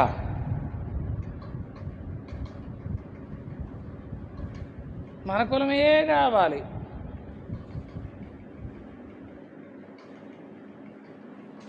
చూడండి, పెళ్ళిళ్ళ దగ్గరికి వచ్చేసరికి మనం ఎవరమో బయటపడతాం. మన కులమే కావాలి, మన కులంలోనే చేసుకోవాలి. మరి క్రీస్తు ఎందుకు నీకు? వారందరూ ఆ బండలోనే తాగారు. ఆ బండే క్రీస్తు. బండ ఎందుకు? వారు ఒక్క దానిలోనే పానం చేశారు అని ఉంది. రక్తం ఒకటే, ఆయన బల్లా ఒకటే, ఆయనలో రక్షణ ఒకటే, పరలోక రాజ్యం ఒకటే, ఉండబోయే మనందరి స్థలము ఒకటే. కానీ ఇక్కడ కులాలు కావాలి. పరిశుద్ధాత్మనికి కులాలు లేవు. పరిశుద్ధాత్మనికి కులాలు లేవు. అందుకే కుల సంఘాలు కూడా ఉన్నాయి. తెలుసా? ఏ సంఘాలు? కుల సంఘాలు. ఒక సంఘం పేరు చెప్పు. నీకు తెలీదా? అక్కడ బోర్డు మీద, హౌసింగ్ బోర్డులో మీకు తెలుసు కాక, మీ తెలుసు కాక, హాస్పిటల్ దగ్గర పక్కన సురేష్ పెట్టాడు ఒక ఆయన, వడ్డెర సంఘం అని. తెలుసా? బీసీ వడ్డెర సంఘం అని. ఇవన్నీ కూడా కొన్ని కులాలు ఉన్నాయి. అంత మాత్రమే కాల. అర్థమైందా? మా ఊరి దగ్గర కశ్యపేపురం అని ఒక ఊరు ఉంది, అద్దెంకుపై రోడ్లో. ఆ ఊళ్ళో అందరూ కమ్మోళ్ళే. అందరూ కమ్మ సంఘం అని కట్టుకున్నారు. కమ్మోళ్ళు అందరూ కలిసి ఒక సంఘాన్ని కట్టుకున్నారు, చర్చి కట్టుకున్నారండి. అది కమ్మ సంఘమే. కమ్మోళ్ళే పోతారు అక్కడ. అక్కడ దాకా ఎందుకు? మనకు అక్కడ కూడా ఒకటి ఉందిగా, రెడ్డి గారి సంఘం లేదు అక్కడ? లేదా? ఉందా లేదా? వాళ్ళే పోతారు. నలపాడు అటు ఉందండి, ఆ రిజిస్టర్ ఆఫీస్కి వెళ్ళి. లేదా? రెడ్డి సంఘమే కదా అది. అందరు రెడ్డిస్ అని పోయేది మ్యాక్సిమం వాళ్ళు పోతారు. అంటే నేను కార్పొరేట్లా? కార్పొరేట్ ఇంటి పక్కన అంటే వాళ్ళే పోతారు. నేను వాళ్ళని విమర్శ చేయట్లేదు, కానీ ఎవరు నొత్తే తీసుకుంటారు నాకు తెలియదు, కానీ అక్కడ వాళ్ళే ఉంటారు. మ్యాక్సిమం వాళ్ళే ఉంటారు. ఇందాకేంద్ర నువ్వేం చెప్పావయ్యా? ఇవన్నీ మీకు తెలుసు. మళ్ళీ నేను నోరిప్పి చెప్పొద్దులే, కానీ గమనుండండి. మళ్ళా కాంట్రవర్సీ అయింది ఇదంతా. పాస్టర్ గారు ఎట్లా చెప్పాడు అనుకుంటారు, కానీ చెప్పింది వాస్తవా కాదా? వాస్తవా కాదా? ఇంకొక ఊరు ఉంది రాజధానిలో, మాలపల్లి ఉంది, మాదిగపల్లి ఉంది. పాస్టర్ గారికి ఏమో ఈ పల్లెలో స్థలం ఇచ్చారు, ఆ పల్లెలో స్థలం ఇచ్చారు పాస్టర్ గారికి. వాళ్ళు ఏమంటారు తెలుసా? నువ్వు ఇక్కడే చర్చి కట్టాలంటారు. వాళ్ళేమంటారు? మాకు ఇక్కడ చర్చి కట్టాలంటారు. నేనేమన్నా తెలుసా? 2 అమ్మేసి ఊరు బయటకుని కట్టని చెప్పాను. 2 అమ్మేయి, ఊరు బయట ఎక్కడో దగ్గర స్థలం కొని అక్కడ చర్చి కట్టేపోయి వీళ్ళు వాళ్ళందరూ వస్తారన్న. వాళ్ళు ఏమంటారు? మాకు చర్చి కావాలండి. వాళ్ళే మాకు చర్చి కావాలంటారు. 2 స్థలాలు ఇచ్చారు, 2 సెంట్లు గిఫ్ట్ ఇచ్చారు మందిరం కట్టమని. ఇప్పుడు ఎక్కడ కట్టాలా? ఏం చేయాలా? ఓసన్న మందిరం దగ్గరేమో ఒక చర్చి, ఇక్కడ ఒక చర్చి కట్టాలా. అక్కడ ఒక చర్చి లాగా మాలపల్లి ఉంటుంది, రోడ్డుకి అవతలే మాదిపల్లి ఉంటుంది మామూలుగా. ఇప్పుడు అక్కడ ఒక చర్చి, ఇక్కడ ఒక చర్చియా? చచ్చిపోయినాయా మన కులాలు? చచ్చిపోయినాయా? చచ్చిపోయినాయంటే సావలా కులాలు సావలా. మన మధ్యప్రదేశ్లో దేవుని నమ్ముకున్న కారణానికి బాక్సులో పెట్టి తీసుకెళ్తుంటే ఊరి ప్రజలు అడ్డుకించారు. నడి రోడ్డు మీద దింపేసి అక్కడే కూర్చున్నాడు ఆయన. బాక్సును బానిపోయేతలకు అందరూ ఆపేశారండి. వీళ్ళు ఎవరుంటారో మతోన్మాదులు అంటారు కదా, వాళ్ళు ఆపేశారు. పోనీలా నీటి తీసుకెళ్ళడం లేదో అని ఆపేశారు. బాక్స్ అక్కడే దింపి నడి రోడ్లో పెట్టి అక్కడే కూర్చున్నాడు. పోలీసులు వచ్చారు, కలెక్టర్లు వచ్చారు, వాళ్ళు వచ్చారు. ఎవరు వచ్చినా సరే బాక్స్ని బానీలేదు. వాళ్ళు బాక్స్ని బానీలా, అట్టాగే ఉంది. ఇంకొక ఆయన ఉన్నాడు, ఐపీఎస్ ఆఫీసర్. మీరు చూసారు లేదు ఇవన్నీ కూడా. ఐపీఎస్ ఆఫీసర్, ఆ ఉద్యోగంలో ఆయన దళితుడు. ఆ ఉద్యోగంలో ఆయన ఎదుర్కొంటున్న సమస్యలు అంతా ఇంత కాదు, నలగదొక్కేస్తున్నారు. ఒక ఐపీఎస్ అధికారిని నలగదొక్కేశారండి. రాజకీయ నాయకులు, బీజేపీ వాళ్ళు, ఆర్ఎస్ఎస్ వాళ్ళు వీళ్ళందరూ కలిసి నలగదొక్కేశారు. లాస్ట్కి ఆయన చచ్చిపోయాడండి. ఒక ఐపీఎస్ అధికారి, ఒక ఐపీఎస్ని ఎంత కష్టపడి 10 ఏళ్ళు డ్యూటీ చేశాడు ఆయన. నా వాల్యూ లేదు, ఈ దళితులకి వాల్యూ లేదు, 10 ఏళ్ళైనా ఆ విలువ లేకుండా పోతున్నాడు, ఎట్టబడితే అట్ట మాట్లాడుతున్నారని చచ్చిపోయాడండి. మనకంటే ఇక్కడ కొంచెం బెటర్, కానీ నార్త్ ఏరియాకి పోతే లెక్క కూడా చేయరు. నార్త్ ఏరియాకి కానీ వెళ్తే ఇలాంటి ప్రతికూలతలు బయట ఎన్ని ఉన్నాయో చూడండి. కనుక మనుషులకైతే క్యాస్ట్లు ఉన్నాయి, మనుషులకైతే కులాలు ఉన్నాయి, మనుషులకైతే సంఘాలు ఉన్నాయి, కానీ ఆయన అందరి మీద వాళ్ళగా, మనుషులు అందరి మీద వాళ్ళగా ఇంకొక మాట తెలుగులో నీకు బాగా గుచ్చుకునే మాట చెప్పాలంటే బైబిల్ ఏం రాయబడింది తెలుసా? మనుషుడే కేవలం పశుప్రాయుడు అని రాయబడి ఉంది. ఎక్కడ? హెస్కేల్లో ఉంటుంది. మనుషుడే కేవలం పశుప్రాయుడు అని రాయబడి ఉంది. మనుషుల మీద ఆత్మను కుమ్మరిస్తాను అంటే ఇంకా మనం ఆత్మ కుమ్మరించబడలేదంటే ఎవరు? మీ భాషలో చెప్పండి. ఉద్యమతల గారు, నీ భాషలో ఏం చదువుతావు చెప్పు. టీ తాగనేరా? ప్రశాంతంగా టీ కూడా తాగనీయో. ఏదో చెప్పేవాళ్ళు ఉన్నారుగా, ఏదో చెప్పేవాళ్ళు ఉన్నారుగా. నోటి దగ్గర పెట్టుకున్న టీ కూడా బయటికి తీపిచ్చావు. చెప్పండి, మనుషులు అందరి మీద ఆత్మను కుమ్మరిస్తాను అంటే పరిశుద్ధాత్మ పొందిన వాళ్ళు మనుషులు కదా? ఎవరు అన్నారు? ఎవరు?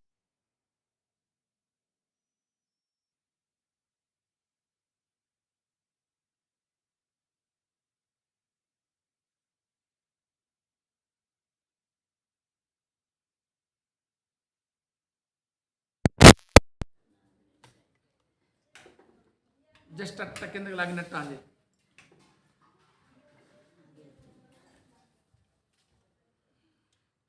వైఫైలో ఉంది, నెట్ కూడా అంది.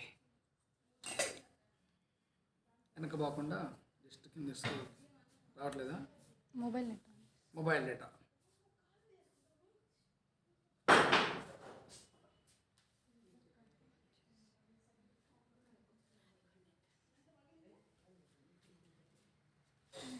హల్లెలూయా.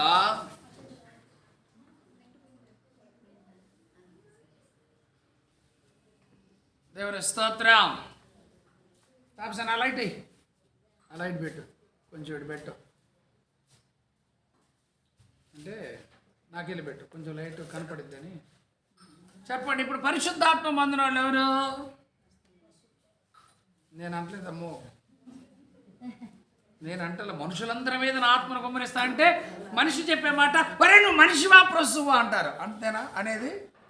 అంతేనా? నువ్వు మనిషివా? నువ్వు మనిషివా? ఏదా సరే చెప్పేది. తాగు ప్రశాంత తాగు.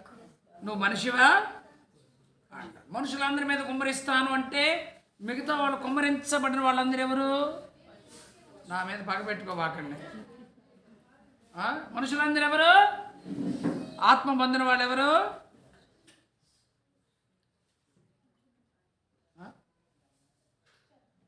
ఎవరు? మనుషులేనా? మనుషులేనంటే ఆత్మ పొందిన వాళ్ళందరూ. నువ్వు మనిషివా పశువా అనే ఒక మాట ఛాలెంజ్తో తీసుకోండి. మనుషులందరి మీదకి ఆత్మను కుమ్మరిస్తే నేను మనిషిని కాదా, నా మీద ఎందుకు కుమ్మరించబడలా అన్న ఆలోచన కూడా నీకు రావాలి. అలాంటి ఆలోచన కూడా నీకు రావాలి. అంత్య దినముల యందు మనుషులందరి మీద నా ఆత్మ నేనేం చేస్తాను? కుమ్మరిస్తానని ప్రభు చెప్తున్నాడు. అది కనుక దేవుని ఆత్మను పొందే భక్తి మీరు చేయండి. ఈ అంత్య దినాల్లో మనం ఉన్నాం, ఈ చివరి దినాల్లో. కనుక దేవుని యొక్క ఆత్మ పొందుకోవడానికి మీరేం చేయాలా? ప్రయత్నం చేయండి. హల్లెలూయా. ఈ అంత్య దినాల్లో అపాయకరమైనటువంటి కాలాలు కూడా, అపాయకరమైనటువంటి కాలాల్లో మనం ఉన్నాం. దాన్ని కూడా మీరు చదవండి. తిమోతి రాసిన 2వ పత్రిక 3వ అధ్యాయం 1వ వాక్యం. తిమోతికి రాసినటువంటి 2వ పత్రిక 3వ అధ్యాయం 1వ వాక్యాన్ని మీరు చూడొచ్చు. అంత్య దినములలో అపాయకరమైనటువంటి కాలాలు వచ్చునని మీరు తెలుసుకోండి. అంత్య దినాలు ఏ కాలాలు? అపాయకరమైనటువంటి కాలాలు. అపాయాలు లేవా ఇప్పుడు? ఎన్నెన్ని అపాయాలు జరుగుతున్నాయి మీరు చూడండి. ఇంటికి పోయి వస్తానికి గ్యారెంటీ ఉందా? లేదు, అపాయం. అంత్య దినాల్లో అపాయకరమైనటువంటి కాలాలు వస్తాయి. హల్లెలూయా. అపాయంలో ఉపాయం కలిగిన వారంగా ఉండాలి. ఎలాగుండాలా? ఉపాయం గురించి ఒక మాట చెప్తాను. 2023 అక్టోబర్ 7వ తేదీ అనుకుంటా హమాస్ వాళ్ళు వచ్చి ఇజ్రాయెల్ యొక్క ప్రజల్ని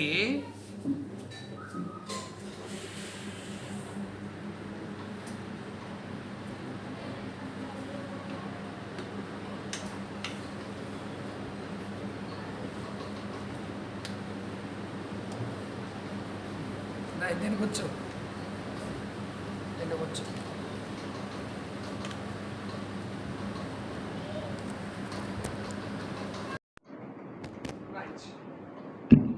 మాట వస్తుంది చూడండి. Praise the Lord. మీరు బాగా అర్థం చేసుకోవాలి. ఈ హమాస్ వాళ్ళు వచ్చి ఏం చేశారంటే 1200 మందిని చంపేశారు, 250 మంది బందీలుగా తీసుకెళ్లారు. అయితే ఈలోపు ఏం జరిగిందో తెలుసా, ఒక ఇంటికి వెళ్ళారు బందీలుగా తీసుకెళ్ళటం లేదా కాల్చి చంపడానికి. వెళ్తే ఆ ఇంట్లో ఆయన భార్య, కొడుకులు, పిల్లలు, మనవాళ్ళు చాలామంది ఉన్నారు. ఎప్పుడైతే ఇలా జరుగుతుందో వెంటనే నేను కిటికీలో కూడా చూసి వాళ్ళందరి కింద బాంబు షెల్టర్లో పంపించారు. ఇజ్రాయెల్లో ప్రతి చోట బాంబు షెల్టర్లు ఉంటాయి. అండర్ గ్రౌండ్లో బాంబు షెల్టర్లు కడతారు. ఒక 6 నెలల వరకు అన్నీ ఉంటాయి. దాంట్లో ఇంటర్నెట్ ఉంటుంది, తినడానికి ఉంటాయి, ఫ్రిడ్జ్లు, సామాను మొత్తం సరుకులన్నీ ఉంటాయి. ఇజ్రాయెల్ దేశంలో బాంబు షెల్టర్లు ఎక్కువ ఉంటాయి. సైరన్ మోగిందంటే క్షణాలు వెళ్ళిపోవాల్సిందే. మొత్తం లాక్లు వేసుకుంటారు. బాంబు వేసినా పేలుతుంది, దాన్ని బాంబు షెల్టర్ అంటారు. ఈయన వెంటనే వస్తుంటే వాళ్ళందరూ తుపాకీలు పట్టుకొని హమాసులు వస్తుంటే ఇప్పుడు ఏం చేశాడు తెలిసి, ఈయన మీరందరూ అర్జెంటుగా లోపలికి వెళ్ళండి అని బాంబు షెల్టర్ పంపించి గట్టిగా దాన్ని లాక్ పెట్టి తాళం వేసి ఇక బన్నీ మీద సంథింగ్ ఒక టీషర్ట్ అనుకుంటా, బన్నీ మీద ఏమీ తెలియనట్లుగా ఇట్లా పేపర్ చదువుతున్నారు. ఇలా చదువుకున్నాడు పేపరు, ఇలా చూసుకుంటా ఉన్నాడు. వాళ్ళు అనుకున్నారు ఇంట్లో ఎవరు లేవు, ఈయన ఒక్కడే ఉన్నాడు, తీరిగ్గా ఉన్నాడు, పేపర్ చదువుకుంటున్నారని చెప్పేసి ఆ వ్యక్తిని షూట్ చేసి చంపేసి అక్కడి నుంచి వెళ్ళిపోయారంట. అదే అందరుంటే అందరం చంపేసేవాళ్ళు కదా. నేను ఒక్కడిని చచ్చిపోయినా నా వాళ్ళందరూ బ్రతకాలి అన్నది ఇజ్రాయెల్ యొక్క తాత్పర్యం వాళ్ళది. అది నేను ఒక్కడి పోయినా పర్వాలేదు కానీ నా వాళ్ళందరూ బ్రతకాలి. ఇజ్రాయెల్ దేశంలో ఒక్క పౌరుని తీసుకెళ్తే వాళ్ళ ఒక్క పౌరుడు కోసం యుద్ధం చేసేస్తారు. ఇంకంతే. వాళ్ళు మనుషులు ఎందుకు ప్రేమ కలిగి ఉన్నారు, వాళ్ళ జాతి ఎందుకు ప్రేమ కలిగి ఉన్నారు, వాళ్ళ జనములు ఎందుకు ప్రేమ కలిగి ఉన్నారు వాళ్ళు. కనుక ఆ తర్వాత ఆయన చచ్చిపోయిన తర్వాత కాసేపు అయిన తర్వాత వాళ్ళ బాంబు షెల్టర్లోంచి మొత్తం మీద జనాలు వచ్చారు. ఆ తలుపులని తీశారు, కాల్చి చేస్తే ఎవరో ఒకళ్ళు వస్తారు కదా, బయటకు వచ్చేసారు. ఆ బాంబు షెల్టర్ చూస్తే చనిపోయి ఉన్నాడు. ఇట్లాగే మొత్తం సీసీ కెమెరాలో పడింది. ఆయన పంపించింది చేసేది మొత్తం అంతా కూడా వాళ్ళు వచ్చి కాల్చి చంపింది అంతా కూడా. వాళ్ళ కుటుంబ వ్యవస్థని, ఒక వ్యక్తిని ప్రేమించే విధానంలో, ఒక వ్యక్తిని కాపాడుకునే విధానంలో వారి పాత్ర చాలా ప్రాముఖ్యమైనదని మనం జ్ఞాపకం చేసుకోవాలి. కనుక అంత్య దినాల్లో ఏమొస్తాయంట, అపాయకరమైనటువంటి కాలాలు వస్తాయి.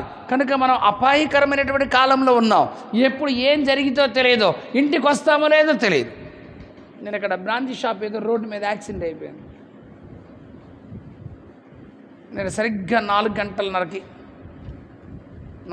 5 గంటలకి ఇక్కడ అయిపోయిందండి, యాక్సిడెంట్ అయిపోయింది. మీకు కావాలంటే చూపిస్తాను, నా దగ్గర ఒక ఫోటో ఉంది. మొన్న పాస్టర్ గారు కామారెడ్డికి వెళ్తున్నాడు. కామారెడ్డికి వాళ్ళ కూతురుని తీసుకొని, కూతురుకి 2 పిల్లలు ఉంటే 2 పిల్లలు తీసుకొని వెళ్తుంటే బండి మీద, ఎలక్ట్రికల్ వెహికల్ మీద లారీ గుద్దేస్తే మీరు చూడలేరు. నా దగ్గర ఫోటో ఉన్న తర్వాత గుర్తు చేయండి, చూపిస్తా. ఆయన అట్టాకి చచ్చిపోయాడు. ఆ అమ్మాయి అయితే ఇలా పెట్టి కాలు పెట్టాడు, చచ్చిపోయింది. ఒక పిల్లోడు ఎట్లా చచ్చిపోయాడు రోడ్డు మీద అండి. పాపం అనిపించింది. సేవకుడు, ఆయన కుమార్తె, ఆ కుమార్తెకు 2 పిల్లలు చచ్చిపోయారండి. పాపం అనిపించింది. ఆ ఫోటోలు పంపిస్తే నా దగ్గర ఉన్న పాస్టర్ గారు పంపించారు, ప్రార్థన చేయండి అని. చూడండి, బండి మీద పోతుంటే లారీ కొట్టేసింది. అపాయకరమైన కాలాల్లో ఉన్నాం. అందుకే నిన్ను నువ్వు కాపాడుకో, నీ కుటుంబాన్ని కాపాడుకో, నిత్యం ప్రార్థన చేసుకో, ఎక్కువ భక్తిలో ఉండు. దేవా తప్పించయ్యా, దేవా విడిపించయ్యా, ఈ దినాన్ని కృపనివ్వయ్యా, ఈ దినమంతా నీ ఆలోచన ప్రకారం నడిపించయ్యా అని మీరు తప్పక ప్రార్థన చేసుకునేవారుగా ఉంటే తప్ప మనము తప్పించబడలేం. కనుక మనం అంత్య దినాల్లో, ఈ చివరి దినాల్లో ఏ కాలాల్లో ఉన్నాం? మనం అపాయకరమైనటువంటి కాలాల్లో ఉన్నాం. ఇంటికి వచ్చేంతవరకు గ్యారంటీ ఏమైనా ఉందంటారా? మీరు కావాలంటే అడగండి బ్రాంచీ షాప్ దగ్గర, అక్కడ మీకు తెలిసే ఉంటుంది అనుకుంటా, తెలియదా? మీరు కావాలంటే అడగండి. బ్రాంచీ షాప్ దగ్గర ఒక టాటా మ్యాజిక్ సంథింగ్ ఏదో గుద్దింది బండి మీద ఉండవాళ్ళని, ప్రమాదం జరిగింది అక్కడ. నా దగ్గర పాస్టర్ గారు వచ్చి జస్ట్ అట్లాగ వెళ్ళిపోయి అక్కడ యాక్సిడెంట్ అయ్యింది. అప్పుడే ఆయన వెళ్తున్నాడు, యాక్సిడెంట్ అయిపోయింది. ఇంక జనాలందరూ వచ్చేసారు, అక్కడ వాళ్ళందరూ నాకు వెంటనే ఫోన్ చేశారు. నేను పని మీద ఉన్నానని చెప్పేసి నేను వెళ్ళాలా చూడటానికి, కానీ అట్లాగైపోయింది. సరే, అది కంటే కూడా నా దగ్గర ఉన్నది మీకు చూపిస్తా, తర్వాత వాట్సాప్లో చూపిస్తాను, గుర్తు చేయండి. అసలు ఆ అమ్మాయి ఎట్ట పడిపోయిందో, ఆ అబ్బాయి ఎట్లా చచ్చిపోయాడో మీరు చూడలేరు, భయం పుట్టింది మీకు. అలాంటి పరిస్థితి అంత్య దినాల్లో అపాయకరమైన కాలాలు ఉన్నాయి. బయటికి పోయేటప్పుడు ప్రార్థన చేసుకోండి, బయట నుంచి వచ్చేటప్పుడు ప్రార్థన చేసుకోండి. దెయ్యాలు వెంటబడతాయి, దెయ్యాలు వెంట తిరుగుతూ ఉంటాయి. అర్థమైందా? కాలు బయటికి తీస్తే కాపాడయ్యా, క్షేమంగా తీసుకెళ్ళి క్షేమంగా నడిపించు, ప్రార్థనే నేను కాపాడిద్ది. బయటకి కాలు పెడితే ప్రార్థన, బయట నుంచి ఇంట్లోకి వచ్చేటప్పుడు కూడా ప్రార్థన చేసుకొని లోపలికి రావాలి. నీ వెంట ఉన్న దురాత్మలన్నీ నీ ఇంట్లోకి రాకుండా వెళ్ళిపోవాలి అంటే ప్రార్థన చేసుకొని లోపలికి రావాలి. నువ్వు చిల్లర కొట్టుకెళ్ళినా ప్రార్థన చేసుకోవాలి. నువ్వు ఎక్కడికి పోయి వచ్చిన ఒక్క నిమిషం అట్టాగి, ప్రభా కాపాడినందుకు స్తోత్రం, దీవించండి, ఆమేన్, ఒక చిన్న మాట అని చెప్పు, కానీ ప్రార్థన మాత్రం చేయాలి. లేకపోతే మీ కాపుదలను మీతో పాటు దెయ్యాలు మీ వెంటే లోపలికి వచ్చేస్తాయి. ప్రార్థన ఉంటే కంచి, అవి లోపలికి రాలేవు. ఏబు జీవితంలో అదే జరిగింది. ప్రార్థన కంచి వేశాడు కనుక లోపలికి రాలే. మనం అక్కడక్కడ తిరిగి వస్తాం, కొన్ని దెయ్యాలన్నీ తగిలించుకొని వస్తాం. ఆ ఇంట్లోకి వచ్చిన తర్వాత ఇంట్లో ఎవరికి సమాధానం ఉండదు, గలిబిలైపోద్ది ఇల్లంతా. జబ్బులు, వ్యాధులు, సమస్యలు, కొట్లాట్లు, గొడవలు. కనుక బయటికి పోయినా బయట నుంచి వచ్చినా మీ ఇంట్లో ఏముండాలి? నువ్వు ప్రార్థన చేసుకొని లోపలికి రావాలి, అప్పుడు సమాధానం కలిగిద్ది. దేవుని స్తోత్రం, హల్లెలూయా. అంత్యదినమున అపాయకరమైన కాలాలు వస్తాయని మీరు తెలుసుకొని జాగ్రత్తగా మీరు నడుచుకోండి. లాస్ట్కి ఇప్పుడు నీ దగ్గర ఏమి లేకపోవచ్చు, ఇప్పుడు నీ దగ్గర అన్ని అప్పులుగా ఉండొచ్చు, ఇప్పుడు నీ దగ్గర అంత కష్టంగా ఉండొచ్చు, కానీ అబ్రహామును కూడా దేవుడు అంత్యకాలమున అంత్య దినాల్లోనే ఆశీర్వదించెను. ఆదికాండం 24. అబ్రహాము దీవించబడినటువంటి అనుభవాన్ని నేను మీకు జ్ఞాపకం చేస్తున్నా.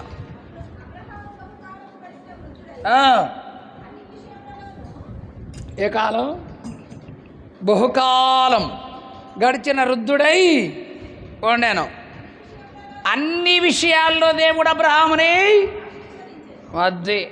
నువ్వు మొదట కొద్దిగా ఉన్న తుతుకు అంటే చివరికి ఖచ్చితంగా దేవుడు ఏం చేస్తాడు? నిన్ను ఆశీర్వాదకరంగా మారుస్తాడు. ఇప్పుడున్న బాధలు రేపుండవు, ఇప్పుడున్నటువంటి శ్రమలు రేపుండవు, ఇప్పుడున్న కష్టాలు రేపుండవు. ఒకప్పుడు కష్టపడ్డావు, కానీ తర్వాత నిన్ను ఆశీర్వాదకరంగా దేవుడు నిన్ను ఉంచుతాడు.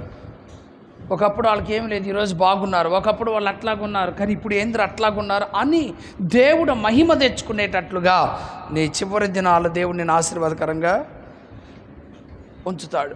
నువ్వు అనుకోవచ్చు, ఇప్పుడు నా బ్రతికిట్లాగుంది, ఏం లేదు, ఎంత చేసినా కష్టమే, ఎంత చేసినా దానికి సరిపోతుంది. లేదు, అంత్య దినాల్లో దేవుడు అబ్రహాముని ఆశీర్వదించాడు కనుక నిన్ను కూడా అంత్య దినాల్లో దేవుడు ఏం చేస్తాడు? ఆశీర్వాదకరంగా మారుస్తాడు. అది మాత్రం వాస్తవం. మీరు నమ్మినా నమ్మకపోయినా వాస్తవం. అర్థమైందా? నా మాటే చెప్పుకోండి, మీ బోల్డ్ సార్లు చెప్పా. ఒక ఉల్లిపాయ 4 ముక్కలుగా కోసుకొని తిన్నాడు నేను. అర్థమైందా? ఇవాళ తింటే రేపటికి లేని బ్రతుకు.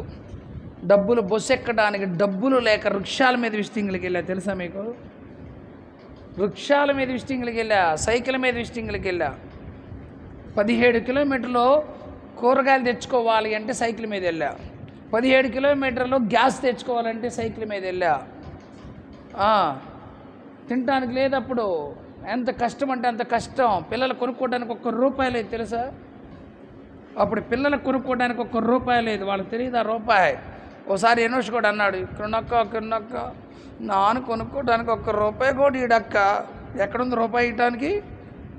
ఆ రూపాయి ఉంటే గుడ్డు వచ్చింది, అది డ్యామేజ్ గుడ్డు. ఆ రూపాయి ఉంటే ఇంకొక రూపాయి వేసుకుంటే చిక్కుడుకాయలు వస్తాయి. ఎంత పొడుగు చిక్కుడుకాయలు తెలుసా మీకు? ఎంత పొడుగు చిక్కుడుకాయలు, ఇంత పొడుగు చిక్కుడుకాయలు కట్టించేవాళ్ళు ₹2కి. ఆ రోజు తినడానికి లేదు. అంత్య దినాల్లో దేవుడు ఏం చేస్తాడు? రాను దీవిస్తాడు. మన స్థితిని చూస్తాడండి. నేను ఎప్పుడు ఒకే స్థితిలో దేవుడు పెట్టడో, నిన్న కష్టంలో నుంచి ఆశీర్వాదకరంగా మారుస్తాడు. కింద నుంచి పైకి లేవనెత్తే దేవుడు అని రాయబడి ఉంది. ఒక రోజు నిన్ను ఒక విధంగా మారుస్తాడు. కష్టపడ్డ వాళ్ళని, శ్రమపడ్డ వాళ్ళని, ఏమి లేని వాళ్ళని ఇక్కడ మీ జీవితాలు కూడా ఇక్కడ మీరు ప్రశ్నించుకోండి ఒకసారి. ఒకప్పుడు మీరు ఎట్లా ఉన్నారు, ఈరోజు మీరు ఎలాగున్నారు ఒకసారి మీరు ఆలోచన చేయండి. ఒకప్పుడు మీరు ఎలాగున్నారు, మీ స్థితి ఎలాగుంది, ఇప్పుడు మీ స్థితి ఎలాగుంది. ఇప్పుడున్న స్థితి కంటే రాబోయే స్థితి ఇంకా ఉన్నతంగా ఉంటుంది. నమ్మండి. అది ఇప్పుడు మీరు అనుకోవచ్చు, ఏమి లేదు, అంత అప్పులే, అయినా పర్వాలేదు. మర్చిపోయే దేవుడు కాదు, కనికరం కలిగిన దేవుడు. నీ చేయి విడవడానికి చదువుకున్నాగా. అంత్య దినమున దేవుడిని ఆశీర్వాదకరంగా అని పెడతాడు. దాన్ని గుర్తుపట్టాలి, కనుక దాన్ని గుర్తుపట్టుకోలేకపోతున్నాం. అది మొక్క కూడా ఒక్కసారికి ఎదగదు, చిన్నగా ఎదుగుతా ఎదుగుతా ఎదుగుతా ఎదుగుతా ఎదుగుతా ఆ కాలం రాగానే అది ఫలించింది. 3వ సంవత్సరం రాగానే దానికి ఏం చేస్తారు, కాపుకు వచ్చింది. వెంటనే ఏం చేస్తారు, పూత మొత్తాన్ని తీసేస్తారు. 4వ సంవత్సరంలో గట్టి కాపు వచ్చింది. నేను నెల్లూరు పక్కన అదే ఆ కావుల ఆ ప్రాంతాల్లో ఉన్నప్పుడు తోటకి బాగా పూత వచ్చింది. మామిడి తోటకి మంచినీళ్ళకి వెళ్ళాలి, కావుడు తీసుకొని వెళ్ళాలి, నీళ్ళకి 1.5 కిలోమీటర్ దూరం నీళ్ళకి వెళ్ళాలి. అక్కడికి కావుడు వేసుకొని పోవాలి. మనకేమో అప్పుడు అంతగా అలవాటు లేదు, మర్చిపోయాం. నీళ్లు తాగటానికి వెళ్తే తెల్లగా ఉంటాయండి నీళ్ళు, కొబ్బరి పాలు ఉన్నట్టు ఉంటాయి. బొంత రాళ్ళ మధ్య ఆ రాళ్ళు కింద వేరే బావేది. ఊరు మొత్తం అక్కడికి వెళ్ళాల్సిందే. ఒక్కొక్కరు 2 బిందెలు పెట్టుకుని వెళ్తారు నెత్తి మీద. అప్పుడు మామిడి తోటలో కూడా వెళ్ళాలి. చెట్లేమో చిన్నయే, పూత చూస్తే మొత్తం ఉంది. అది ఎండాకాలం, పూత మొత్తం తుంపేసేస్తున్నారు. నేను అనుకున్నా పిచ్చోళ్ళు ఏందిరా బాబు, పూత మొత్తం తుంపేసేస్తున్నారు అనుకున్నా. ఏంది తుంపేసేస్తున్నారు కాయలు పట్టే వాటిని అంటే, చెట్టుకి 3వ సంవత్సరం వచ్చింది, 3 నుండి 4 వస్తే బలంగా ఉంటుంది అన్నాడు. ఓహో అదే అది. అట్లాగే ఎదిగే కొంది దేవుడు ఉన్నతమైన స్థితిలోనే అంత్య దినాల్లో నేను పెడతాడు. Praise the Lord. ఎందుకంటే ఒకసారి డబ్బులు వచ్చినంటే మనం కూడా మాట వింటామా? అస్సలు ప్రభువుని మర్చిపోము, ఎవడేసు మనము అంటాం. అందుకని దేవుడు ఒక్కసారి డబ్బులు ఇవ్వడు, ఒక్కసారి మార్పు రానిడు మీ ఇళ్ళల్లో కూడా. ఒక్కసారి ఇవాళ ప్రార్థన చేసి రేపొద్దున మీ భర్త మారాడు అనుకో, ఇక నువ్వు అందరూ చెప్పు నేను ప్రార్థన చేస్తే మా ఆయన మారిపోయాడని చెప్పు. అమ్మ దేవుడిది ఎప్పుడైనా చిన్నగా వెళ్ళిద్ది, మొక్క ఎదిగినట్లుగా ఆశీర్వాదం వచ్చింది. కనుక ఇవన్నీ గుర్తుపెట్టుకోండి, ఏదైనా దేవుడి మేలుకే చేస్తాడు. అది అంత్య దినముల యందు మనమందరము కూడా ఆయన మాట వింటే, ఆయన కనికరం కలిగిన దేవుడు కనుక చెయ్యి చాపుతాడు. రెండోది ఏం చేస్తాడు, ఆయన మహిమ కలిగిన వ్యక్తులుగా మారుస్తాడు అన్ని జనాంగమైనటువంటి మనల్ని. అంత్యదినమున ఆయన రక్త మాంసాల పాలిభాగస్తులుగా మనం మారితే ఆయన మనలను లేపుతాడు. అంత్యదినమున జనాల అందరి మీద కూడా దేవుని ఆత్మను కుమ్మరిస్తాడు. అంత్యదినమున ఎందు అపాయకరమైన కాలాలు వస్తాయి కాబట్టి జాగ్రత్త అన్నాడు.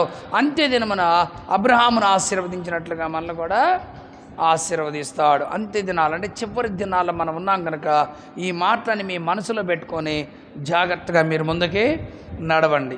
ఆ విధంగా ప్రభు మిమ్మల్ని అందరినీ నడిపించునుగాక. ఆమెన్. హల్లెలూయా. ఆమెన్. ఇప్పుడు 30 గంటంబావు ప్రార్థనా విజ్ఞాపన చేయాలి. అర్థమైందా? లైవ్ ఆపేసేయండి. గంటంబావు ఓ పాట పాడుకొని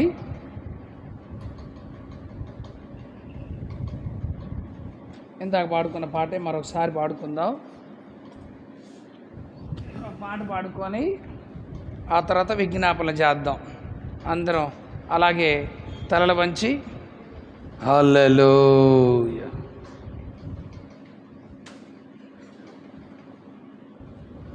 ప్రైజ్ ది లార్డ్.